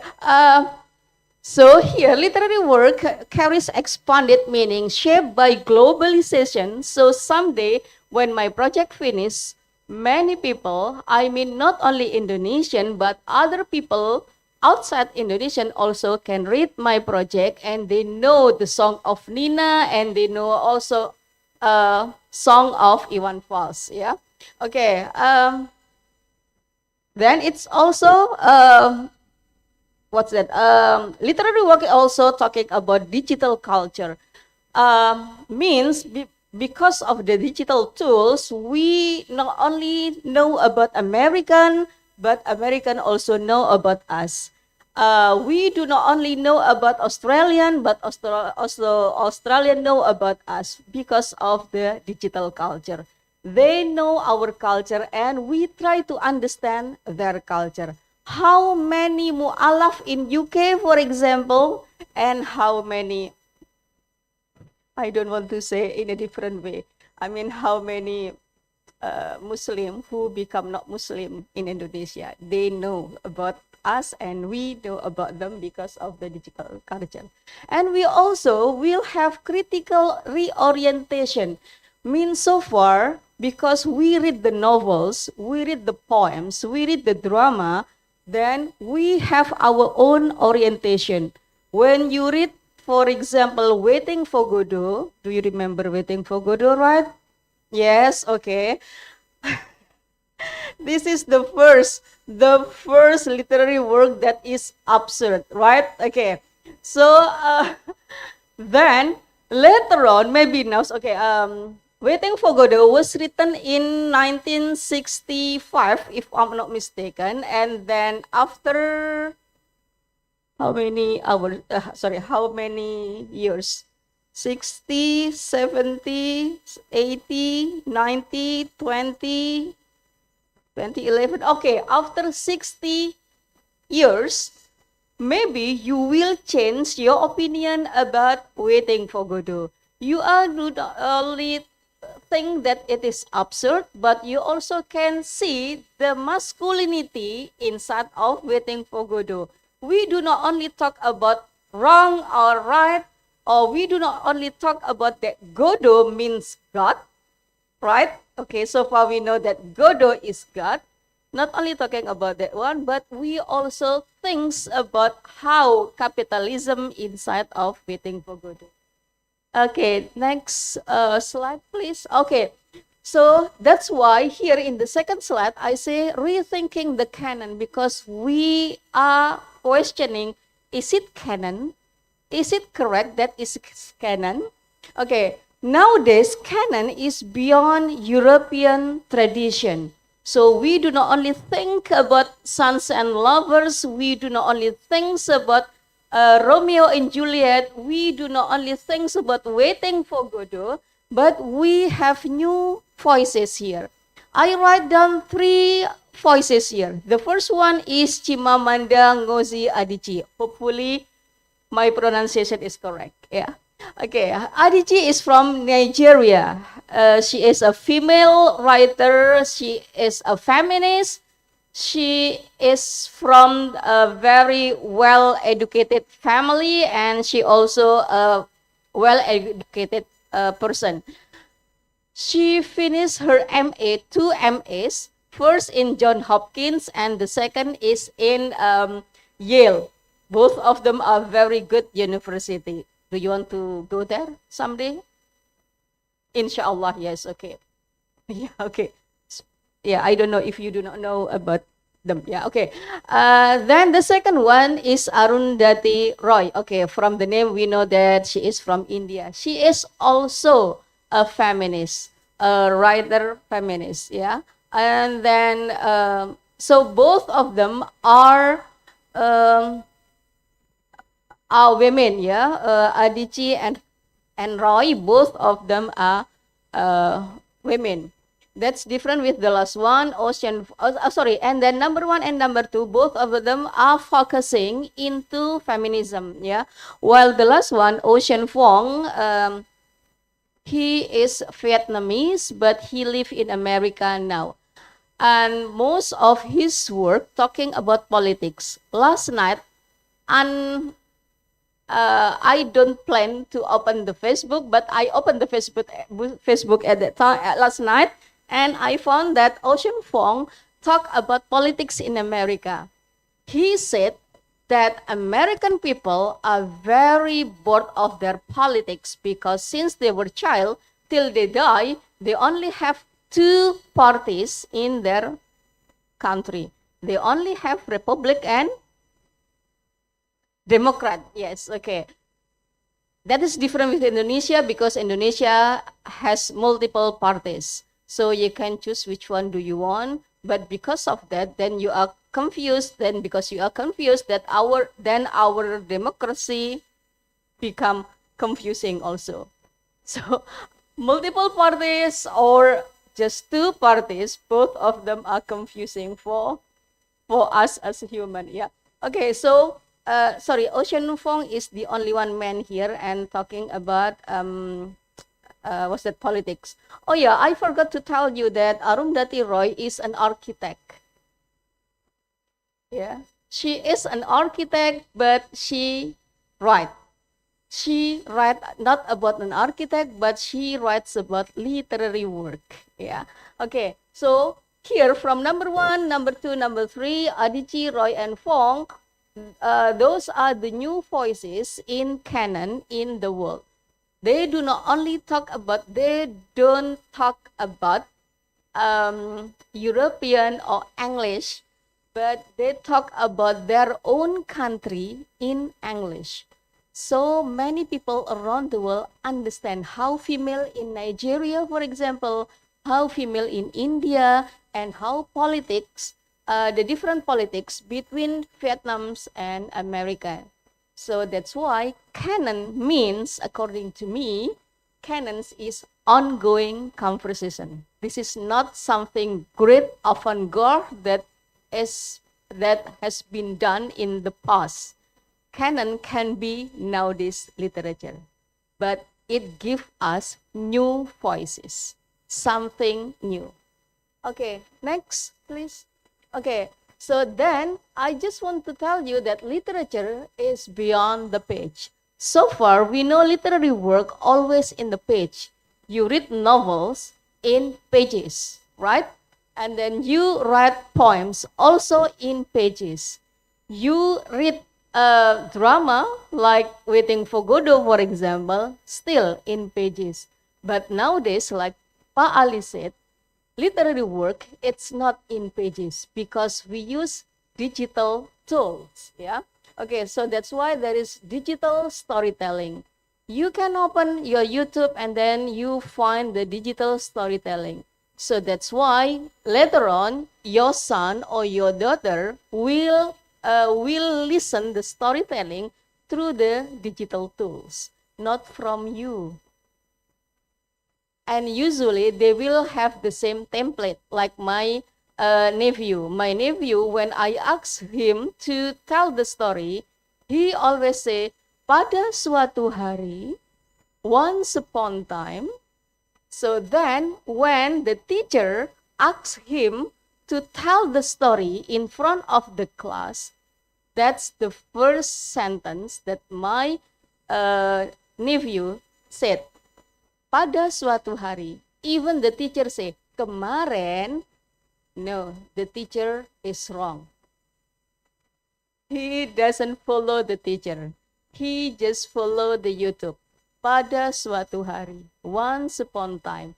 So maybe the digital tools later on will follow the reality, not fixed in the template. Yeah.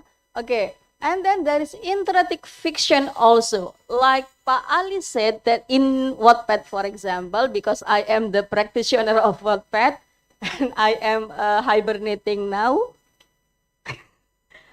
Yeah, first excuse because I am busy. You know, lecturer are very busy, right? Yeah. Okay. Okay, that's the first excuse. But the second excuse because I got bored with Wattpad because the narrative in the narrative in Wattpad is very. The template is so same. The ending will be happy ending. And the happy ending things, like Pak Ali said, it's only available for women who are in stress, oppressed, pushed by the condition. Okay, so maybe now I don't feel that I am pushed, I don't feel pressed, so then I get bored writing in Wattpad. I want to write in another platform, for example, because my project now it's not talking about female. To tell the truth, Pak Ali, when I'm writing fiction novels, I prefer to write and put my position as a man. It is easier than being the woman. To tell the truth, being woman, I am a woman and I got difficulty to understand women. That's different when I try to understand men. Men, it's very, not only straightful, yes, correct. Not only understandable, but it's straightful. You are correct. So, when I read the theory of masculinity, we know that man is very logic. Logic is very, tak. That's different with women that many people think we are emotional. So emotion is unpredictable. We can measure our emotion, but we can measure how logic you are. Okay. Then now my project is not about human, but my project is about cat. So it's related with animal. Yeah, because there are some cats at home. Now I have 6 cats at home. Do you want to adopt it? Okay, so for example, when I wrote Wattpad, okay, some people who like my writing, they will vote it. This is the first interaction, right? Okay, so I know how many people love my writing.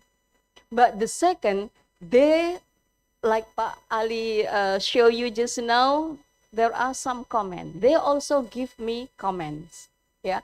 So then, why I said that the fiction nowadays is interactive, because we involve the reader. And because of the reader, from their comment, I got the idea, what I will do in the next chapter. Because in Wattpad, I usually upload or publish my Wattpad every chapter. Okay, for example, I finished the first chapter and then some people like it, vote it, the istilahnya vote it, and some people give a comment. I read the comment and finally I understand, this is the way they want to read in the second chapter. And then the following weeks, I also read their comment. That is very interactive. So means not only the writer do the literary work, but also the reader. And we also see some literary work through graphic novels. So in the past, for example, I remember I bought graphic novels, apa namanya, comic ya, for my daughter, and it is an Shakespeare's. Do you remember Bu Sufi who? What's that? When the woman kill his husband, who is a king, and get married with her husband's brother. Do you remember? No, I forgot. Anybody knows? So yeah, that's okay. I forgot the title. Yeah, in the end, the son tried to know who killed his father. Hamlet, yes, correct, Hamlet. So I bought. To tell the truth, the was that Shakespeare drama is very difficult to understand because of the language, right? But I want to introduce literature to my daughter when my daughter is still in elementary school. I bought it to my daughter, and then then my daughter know about Hamlet from the graphic novels because graphic novel is easier, right? Betul ya, lebih gampang baca komik kan daripada baca novel kan? Okay. But for me myself, since I was child, I got difficulty reading comics because comics is mean like this one, so I have to move my eyes. That's different with the written novels, just like this one. Yeah, okay. But some people love moving their eyes. Yeah, maybe it will be healthier. Yeah, moving their eyes. Okay, another literary work. So even though most of us know that literary work is in written way, but we also have to understand that there is oral literature. Okay, oral literature, for example, your parents told you when you were a child about Kancil Nyolong Timun. Do you know that? Yes, okay. Have you ever read Kancil Nyolong Timun? Oh yeah, you got the novels, the story. I've never known about that. I only know the oral one. My parents told me when I was child, and I told my daughter also. My parents maybe told me about Kancil Nyolong Timun, so then I can sleep easily. But when I told that to my daughter, okay, this is Kancil Nyolong Timun. And my daughter, until the end of the story, my daughter didn't sleep. So I have to create the next, the next narrative of Kancil Nyolong Timun. So maybe this is also literature beyond the page. So it is not fixed. You have to create then. And now my daughter also create another story from Kancil Nyolong Timun to his cousin. Yeah, okay. And then the next is fun fiction. Okay, I think all of you know about Agatha Christie, right? Some of you make your final project in Agatha Christie's work. You know that most of Agatha Christie's work, especially the newest one, is not written by Agatha Christie. It is written by the fans. Yes, it is written by the fans. And do you also know about Lima Sekawan by Enid Blyton? Okay, the newest one is not written by her, sorry. It was written by the fan. And I also know that Ian Fleming, James Bond, okay, the thing that you know, right? Okay, James Bond. Again, I'm talking about James Bond. Okay, Ian Flemings have passed away, and then because James Bond is very popular, so the one who continued the writing is the fans of Ian Flemings or the fan of James Bond, yeah, like me, for example. So In some way, literature, it's not even the author is not fixed. Even the author can be changed based on the condition. Yeah. Okay. So that's why here I said that literature is a participatory culture. If you like, you will continue. Seems like it is same like if you like your teacher, for example, I think it's happened many in Indonesia. If you love your teacher and your teacher tell you about something that it is in virtue, not only good but in virtue, you will continue what your teacher told you. Or maybe this is what in Islam called ilman nafi'an. Yeah, maybe, yeah. Okay. Next. Okay, these are the thematic innovation in literary work. We start from the climate fiction. So far we know that science fiction, but no, it is not only science fiction anymore. We are talking about climate fiction because nowadays it is very common. We are talking about climate changing, and then climate it is part of our life. And then the second one, we are also talking about post-human. Okay, post-human, for example, cyborg. There are some cyborg here. Yes, because cyborg means technology that make us easier and it is attach us. So wearing glasses, like me here, okay, wearing glasses is a kind of cyborg also. Yeah. Okay. But here in the post narrative, I give you the example of the work of Kazuo Ishiguro, and title is Clara and the Sun. Kazuo Ishiguro is, from the name, is from Japan. Yeah. Okay. The story is about Josie, who is a sick child because he is sick, and she cannot go out from his he cannot go from his room because he is sick. So then he tried to find toy for himself, and the toy name is Clara, and Clara move like human from the sun power. In the fourth season country, sun is not like in Indonesia that you can see every day. Even though in Japan, but maybe in Japan is better than in UK. Because UK sun is very expensive. You can pay something for that one. Yeah. Okay. So post-human narrative here, it's talking about the Clara itself. Yeah, that is not human, but it doesn't mean inhuman because he is not zombie. Okay. So Clara is the toy that use sun power.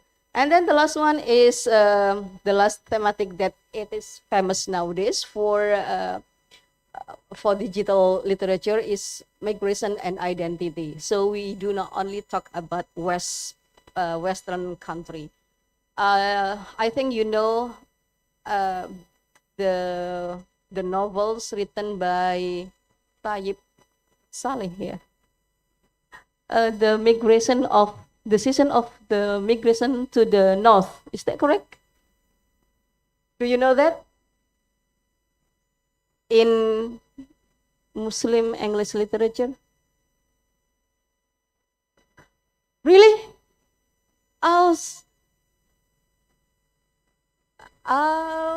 Okay. Because one of your students told me that she got it from your class. Yeah. Okay. Yeah. And title is the season of migration to the north by Tayyip Saleh. Yeah. Okay. He is from I forgot, from Sudan. Yeah. Okay. He is from Sudan who studied in UK, and then in his novels, when he moved to when he is back to his hometown, he got difficulty in understanding his society. He, as a well-educated person, he cannot mingle with the society anymore, because in UK he is very common with unmingled society. And then when there is when one of his friend died, and his friend said that he wants him to keep his sons, two sons, yeah, he do not know what to do. Yeah, he do not want to what to do, and he also do not know how he has to do to his wife. So I forgot the name of the character, but in these novels, he doesn't talk about Western culture, but influenced by Western culture. He talk about African people that is from Sudan, in which he is confusing about his identity. Okay, next. Okay, this is critical reorientation. So we try to reorient it. We do not only have orientation to the literary work in a fixation, but we try to reorient it. Yeah. Okay, the first one is decolonial approaches. So we do not only talk about post-colonial, we sometimes also talk about decolonialism. For example, like what I said in Siti Nurbaya. Okay, so far we know Siti Nurbaya is what's that? Talking about arranged marriage, yeah, right? Siti Nurbaya and Datuk Maringgi. But is it correct? It is about arranged marriage. What about Samsul Bahri as Siti Nurbaya's boyfriend, who is lose his position with Datuk Maringgi because Samsul Bahri is not as rich as Datuk Maringgi, and then he moved his position being the member of Dutch, being the soldier of Dutch. So it is deconstruction, right? So Datuk Maringgi, it's not a bad person. But it could be Samsul Bahri is a bad person because he doesn't love his country. Okay, and then the second one is about eco-criticism and environmental humanities. Yes, okay. Like I said before, that my project now in writing the fiction is about, it's about cat. It's about animal. Why? Because animal is part of our life. Environmental is part of our life. So far, in the past, we said that literary work, it's always talking about human to human, because literature is written by human. So they are talking about human. So that's why Pak Ali talked about the emotional of human, talking about the sociology of literature. Sometimes we also talk about psychology of literature.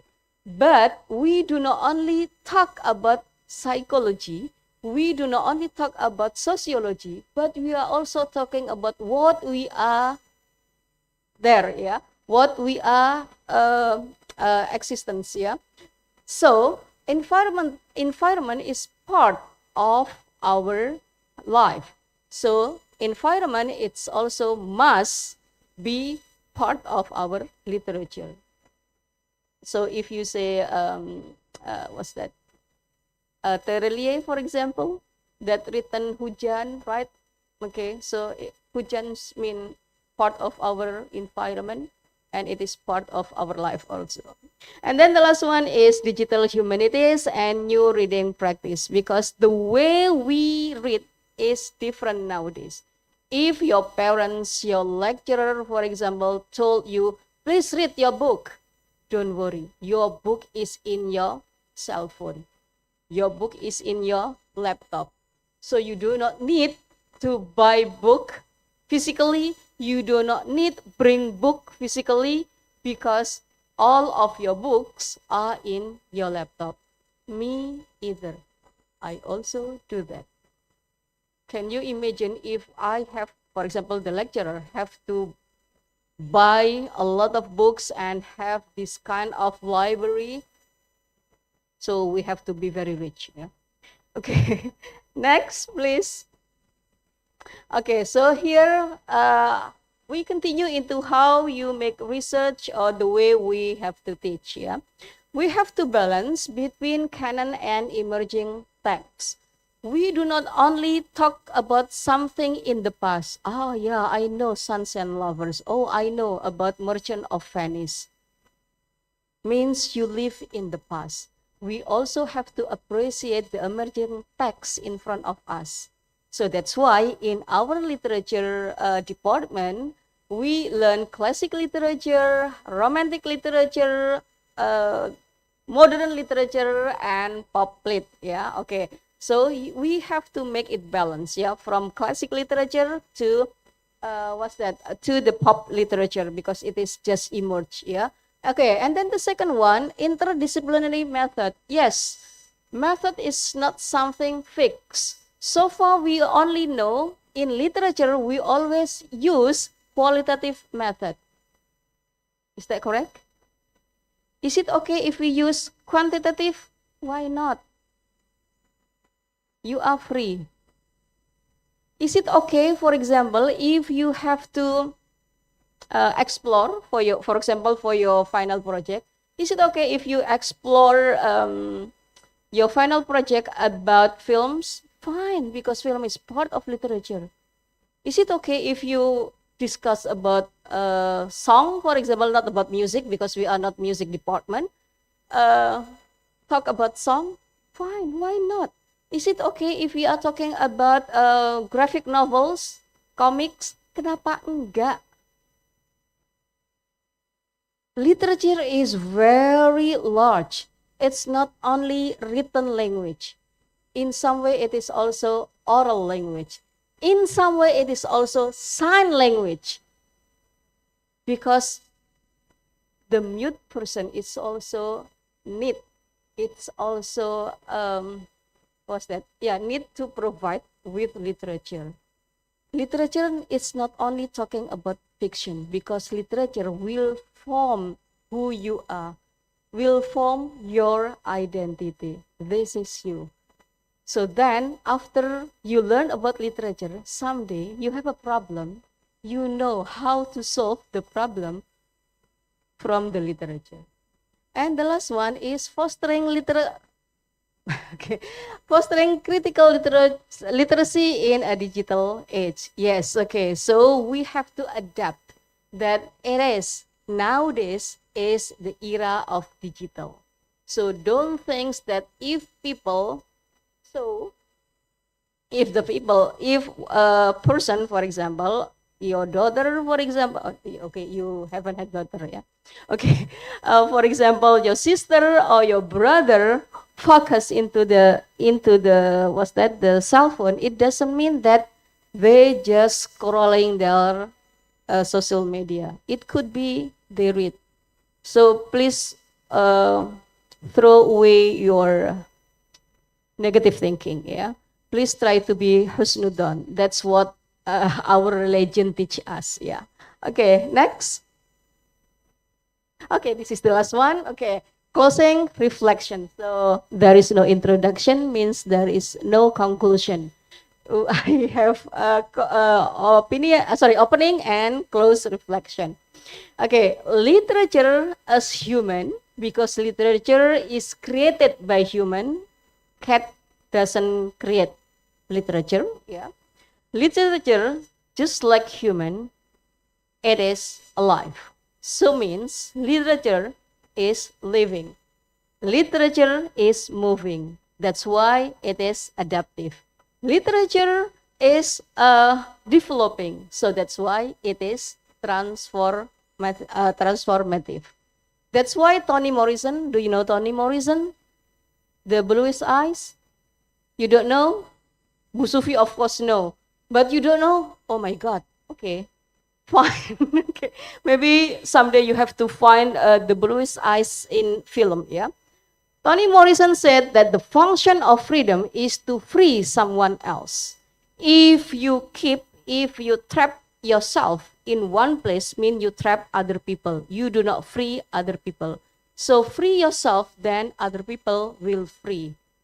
And the last one, call to embrace inclusivity and innovation.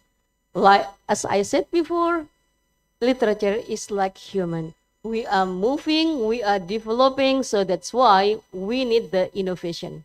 That's all. Assalamualaikum warahmatullahi wabarakatuh. Waalaikumsalam warahmatullahi wabarakatuh. Thank you very much for Ma'am Isna.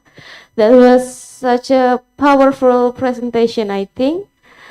And okay, ladies and gentlemen, we have now arrived at the Q&A session of this discussion. Here are the guidelines of the Q&A session, and please listen to it carefully. First, please raise your hand and wait until I select the participant. Second, state your name and institution before asking your question, and don't forget to mention to whom you ask your question. And third, each participant may ask only one question at a time, and please keep it brief and clear. And the last, the moderator reserves the right to select the questions due to time constraints. Okay, we will now open the floor for questions. Anyone? For the first session, I will accept three questions from three participants. Anyone, please raise your hand.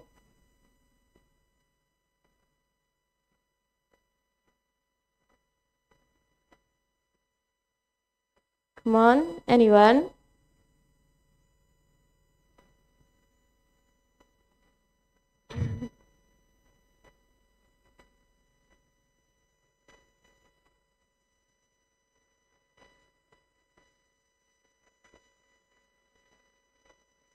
Yes. Yes. Okay. Okay, so Ma'am Isna would like to ask question to Mr. Ali. Ma'am Sufi, do you have question? Oh, to Pak Ali also.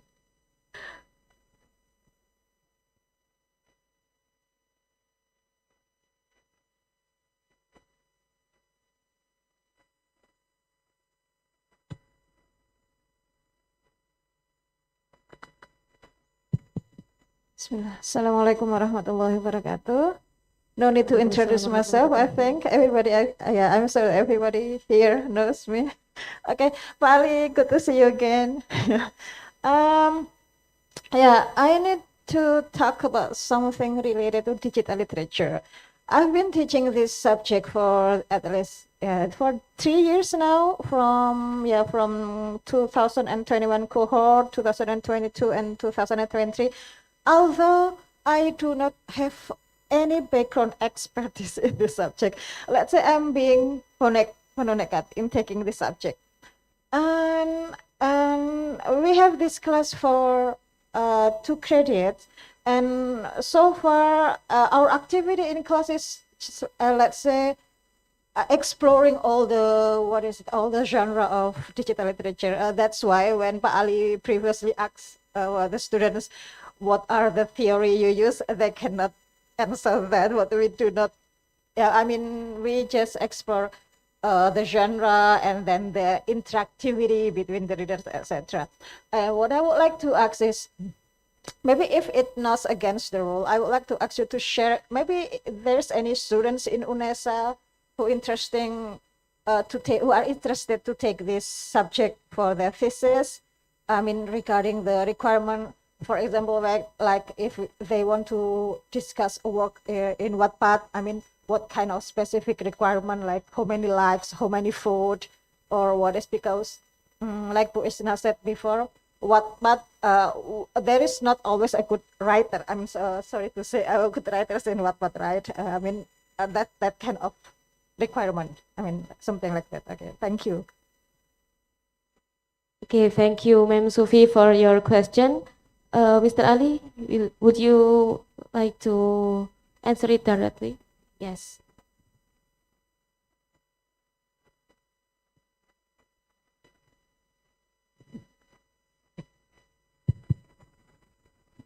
Thank you, Bu Sufi, for the question. Bu Sufi was one of my students in a long time, 25 years ago, Bu Sufi, yeah. Mas Aris, Mas Taufik, yeah.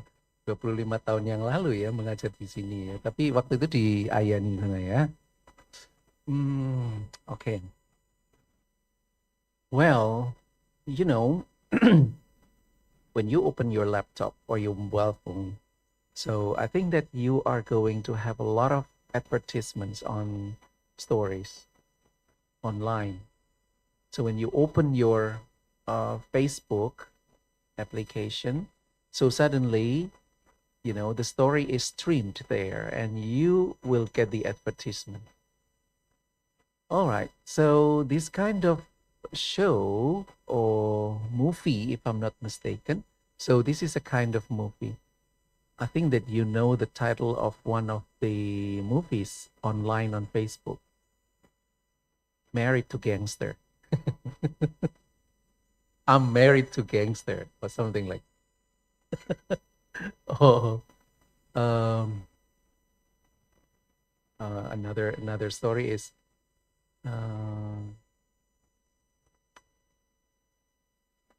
what is something like my pathetic husband or something like that. Yeah, my pathetic husband. Pathetic. Well, okay. I think that this is also one of the digital literature. It was firstly written in text, yeah, in Wattpad version or maybe in Instagram version or in Facebook version, but then it was changed into moving graphic pictures or film. The definition between moving graphic picture with textual novel or textual work, you know, maybe they share similar narrative strategies and also narrative flow. But then when we talk about the economic thing, so I think that moving graphic picture is much more entertaining because it is shaped in colorful ways and also in digital sounds and also artistic flaring and also, you know, with the sceneries, beautiful sceneries and in different movements and transformations. So in my study program, it is understood and studied by the students in popular literature, in pop culture studies and popular literature. So I think that, you know, we could not differentiate between textual novels and also moving graphic pictures because they are all the same in terms of narration. But then maybe the platform is only the thing which distinguishes them. So I think that we are not going to talk about the differentiations between film and novel in general. To some extent, when we study about Ekranization, yeah, of course that there will be some changes from the novel to film, but theoretically speaking, I think that we are going to make use of the same and similar theories, critically, intrinsically, and also extrinsically. So I don't think that we could differentiate between textual novels should accommodate this kind of theories, and for film we could make use of this kind of theories. Although, yeah, to some extent, I think that we have the idea of Mulvey, Laura Mulvey's male gaze or something, but then it is used in a different portion and also in different format. So I think that when we talk about critical theories, they are all applicable to many different kinds of works of literature. And about the students in my study program who wrote their final projects on this kind of works of literature, I think so far we have maybe not more than 10 students who wrote this kind of projects, including webtoon and also I don't know, something like comics, but then this is the moving graphic comic, yeah, online from Japan and also from Korea. And then, of course, the theories they made use are from the theories, yeah, critical theories, including gender theories and also queer theories and also eco-criticism. And sometimes they also employ psychoanalysis in the study of webtoon and also web series. You know, in web series, I think web series is very entertaining and very good because you can see the representation of high class people and lower class people, and also the change from a certain social class to higher social class. So sometimes we could also accommodate Pierre Bourdieu's social capital and also social climbing, pansos. Yeah, when most of web series are talking about the elevation of the lower class status to the higher class status. So students also accommodate and employ Pierre Bourdieu's social capital. So there's no any boundary about the critical theories employed in this research. So I believe that Bu Sufi has taken you to the right path. So I'm sure that you study a lot about digital literature. Thank you very much. Thank you very much for your nice response, Mr. Ali Mustafa. And now we welcome our second, yeah, you may ask your question. Then Isna will ask the question.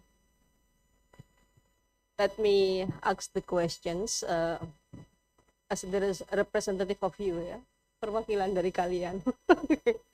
Pak Ali, I am really curious about this. I'm asking about your opinion.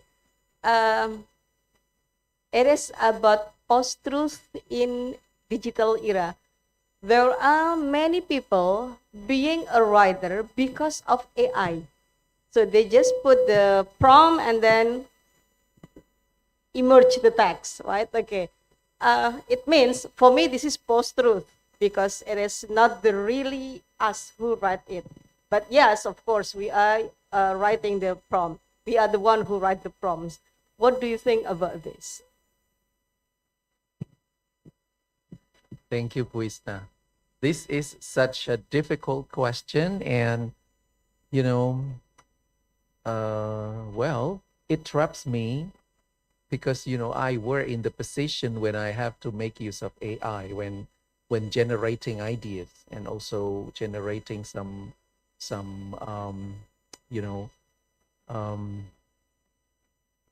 theoretical conceptions and also theoretical contemplation. So I may not stand alone here because there are so many lecturers and also practitioners in our study program, yeah, in our studies. Well, in the post-truth era, I think that we are not going to rely on something which is reliable, right? Because everything which could be relied on sometimes may deceive us. But I think AI could also be very generous in sharing its ideas and also its critical contemplations. So why don't we make use of it as our partner in teaching and also in research? So I may not say that you may not use AI. You may not use AI because sometimes it deceives you. It traps you into a difficult moment when you cannot answer your own question.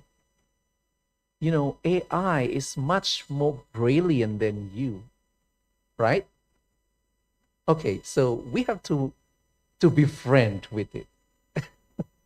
So I should say that if students cannot write, if the students cannot generate any critical ideas in their writing, why don't you use AI?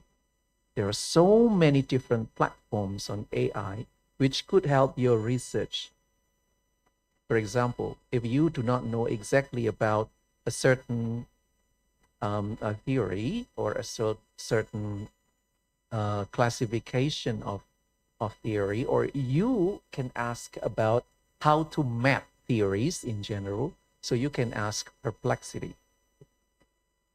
So you may also open the research, scopus.com, or so this is what we did in the lecturers horizon. So I think that we may use AI here in order to help us to make our daily life easier and smoother. So Bu Isna, I think AI,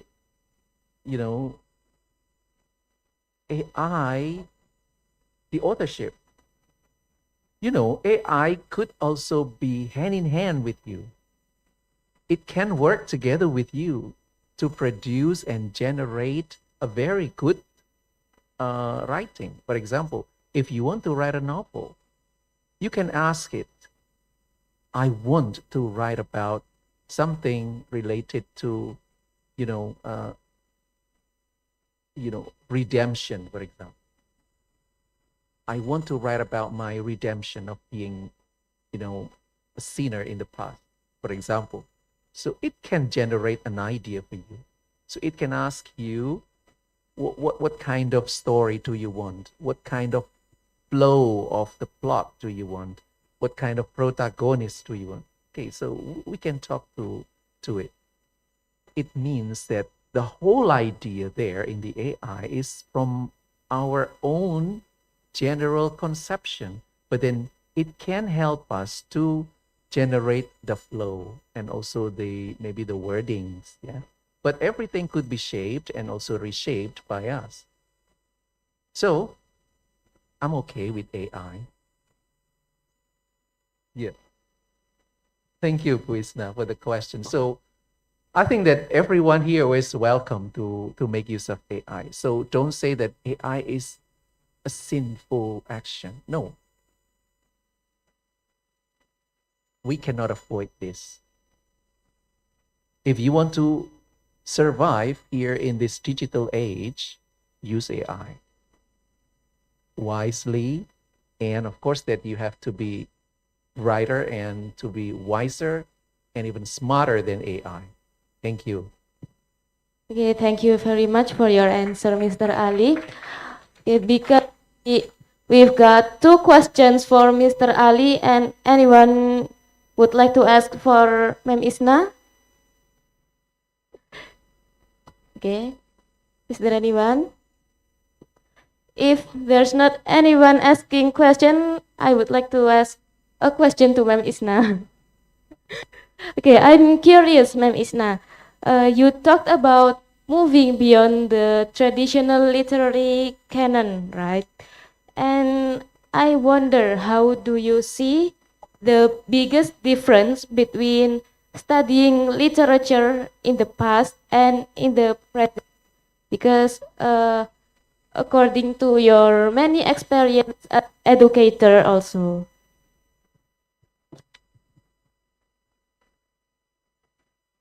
Okay, thank you, Rikza. To tell the truth, I got difficulty in answering your questions also. Okay, because actually I study English literature in 1995, and I have to be a student of literature because at that time I have to choose, even though my background is mathematics, and so that's why I asked my the head of the department of my university at that time, which one should I choose, literature or linguistic? Because seems that linguistic is so logic, and my background is mathematics. I want to be a mathematician, but unfortunately, God didn't give me that way. Okay, so then my lecturer at that time got angry to me you are mature enough. You are 19 now, so you have to choose by yourself. If there is something wrong in the way to heaven, that's your problem. That's not my problem. To tell the truth, I was shocked at that time because I need the advice, not getting angry like this one. So then I tried the new things. Yeah. So I don't talk about the logic anymore. I want to talk about emotion. I want to talk about expression. So I found it in literature. The way I learn literature at the time, yeah, textually, everything in textual. So that's why I was very happy when I found classical book, classical novels, for example, in one of the big bookstore at that time in Surabaya. I still remember the price is only 10,500.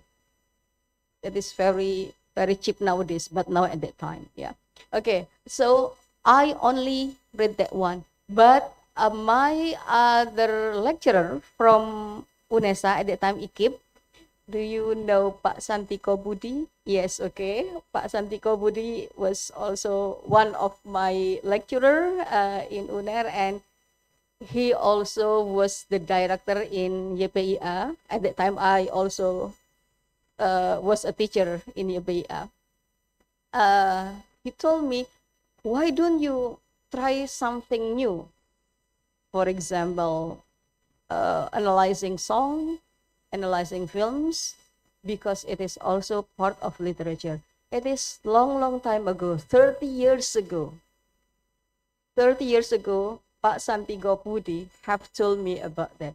So if nowadays we just close our mind by saying that literary work is textable work, I don't know, it is something developing or something backward. Yeah, that's what I thank you. Okay, thank you very much for your response, Ma'am Isna.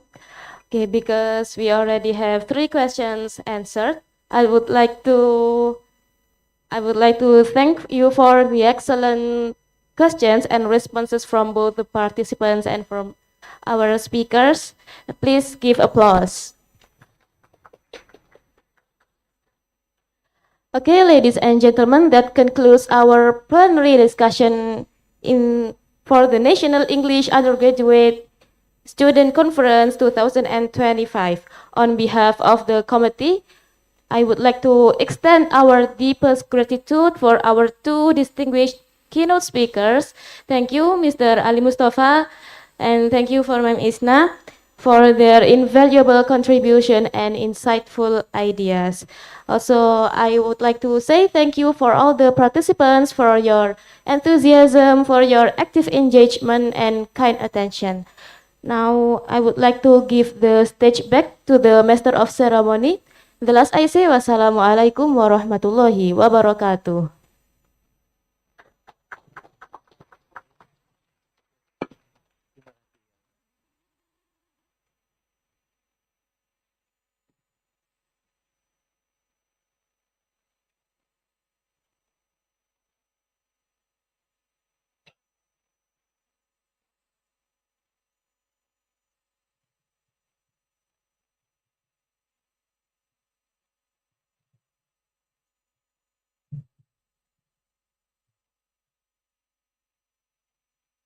Thank you very much to our keynote speakers, Dr. Ali Mustafa and Isna Syaratud Dinuria, PhD, and to our moderator, Ms. Rikza, for leading such an inspiring and insightful plenary session. Coming up, the keynote speakers will be given souvenirs by the head of the English Literature Department, Dr. Endratno Pili Swasono, MPD. We would like to invite the keynote speakers to the stage.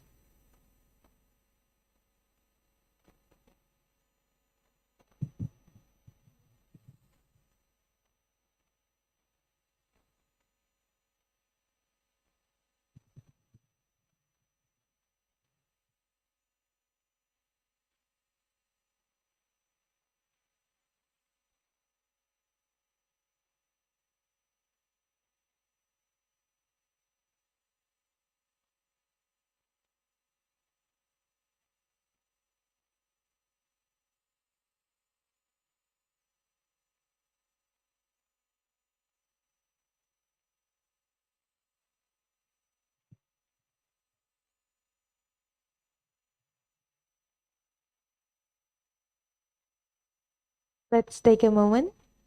1, 2, 3.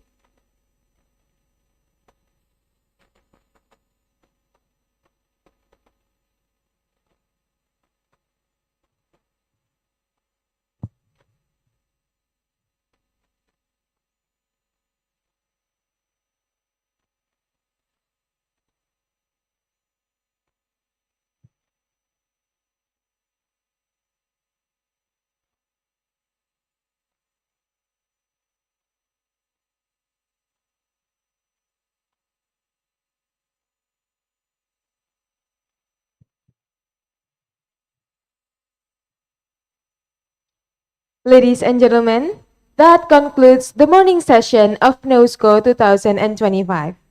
We will now have a lunch break before continuing with the parallel sessions. The parallel sessions will begin at 1 p.m. in the designated rooms on the 4th floor as listed in the program book.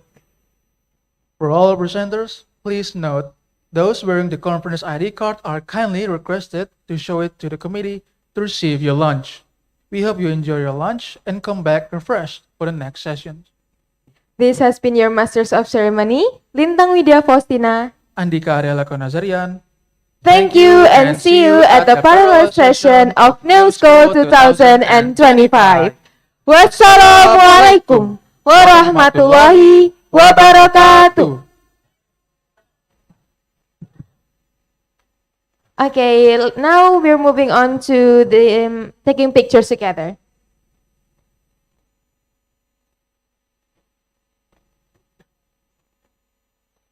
Semuanya bisa tolong merapat untuk foto bersama.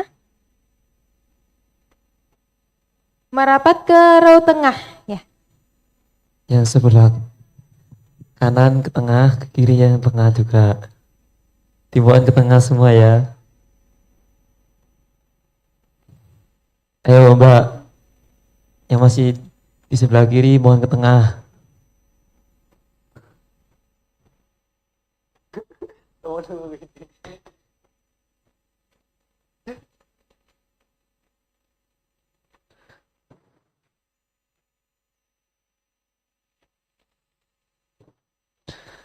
Ayo Mbak, kok masih duduk ini loh? Ke tengah Mbak.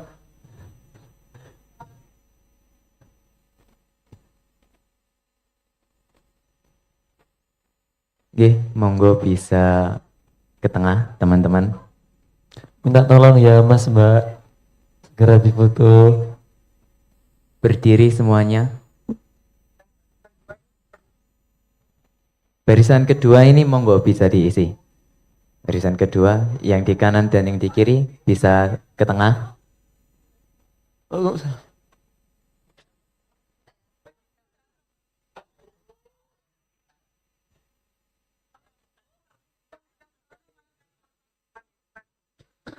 Ayo mas yang satu baris pakai jas Uinsa itu di tengah. Baris kedua juga bisa diisi, mas.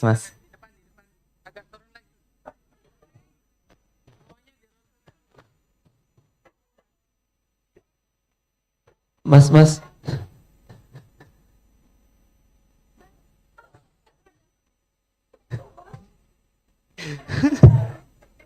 Mungkin bisa ke tengah lagi, yang atas.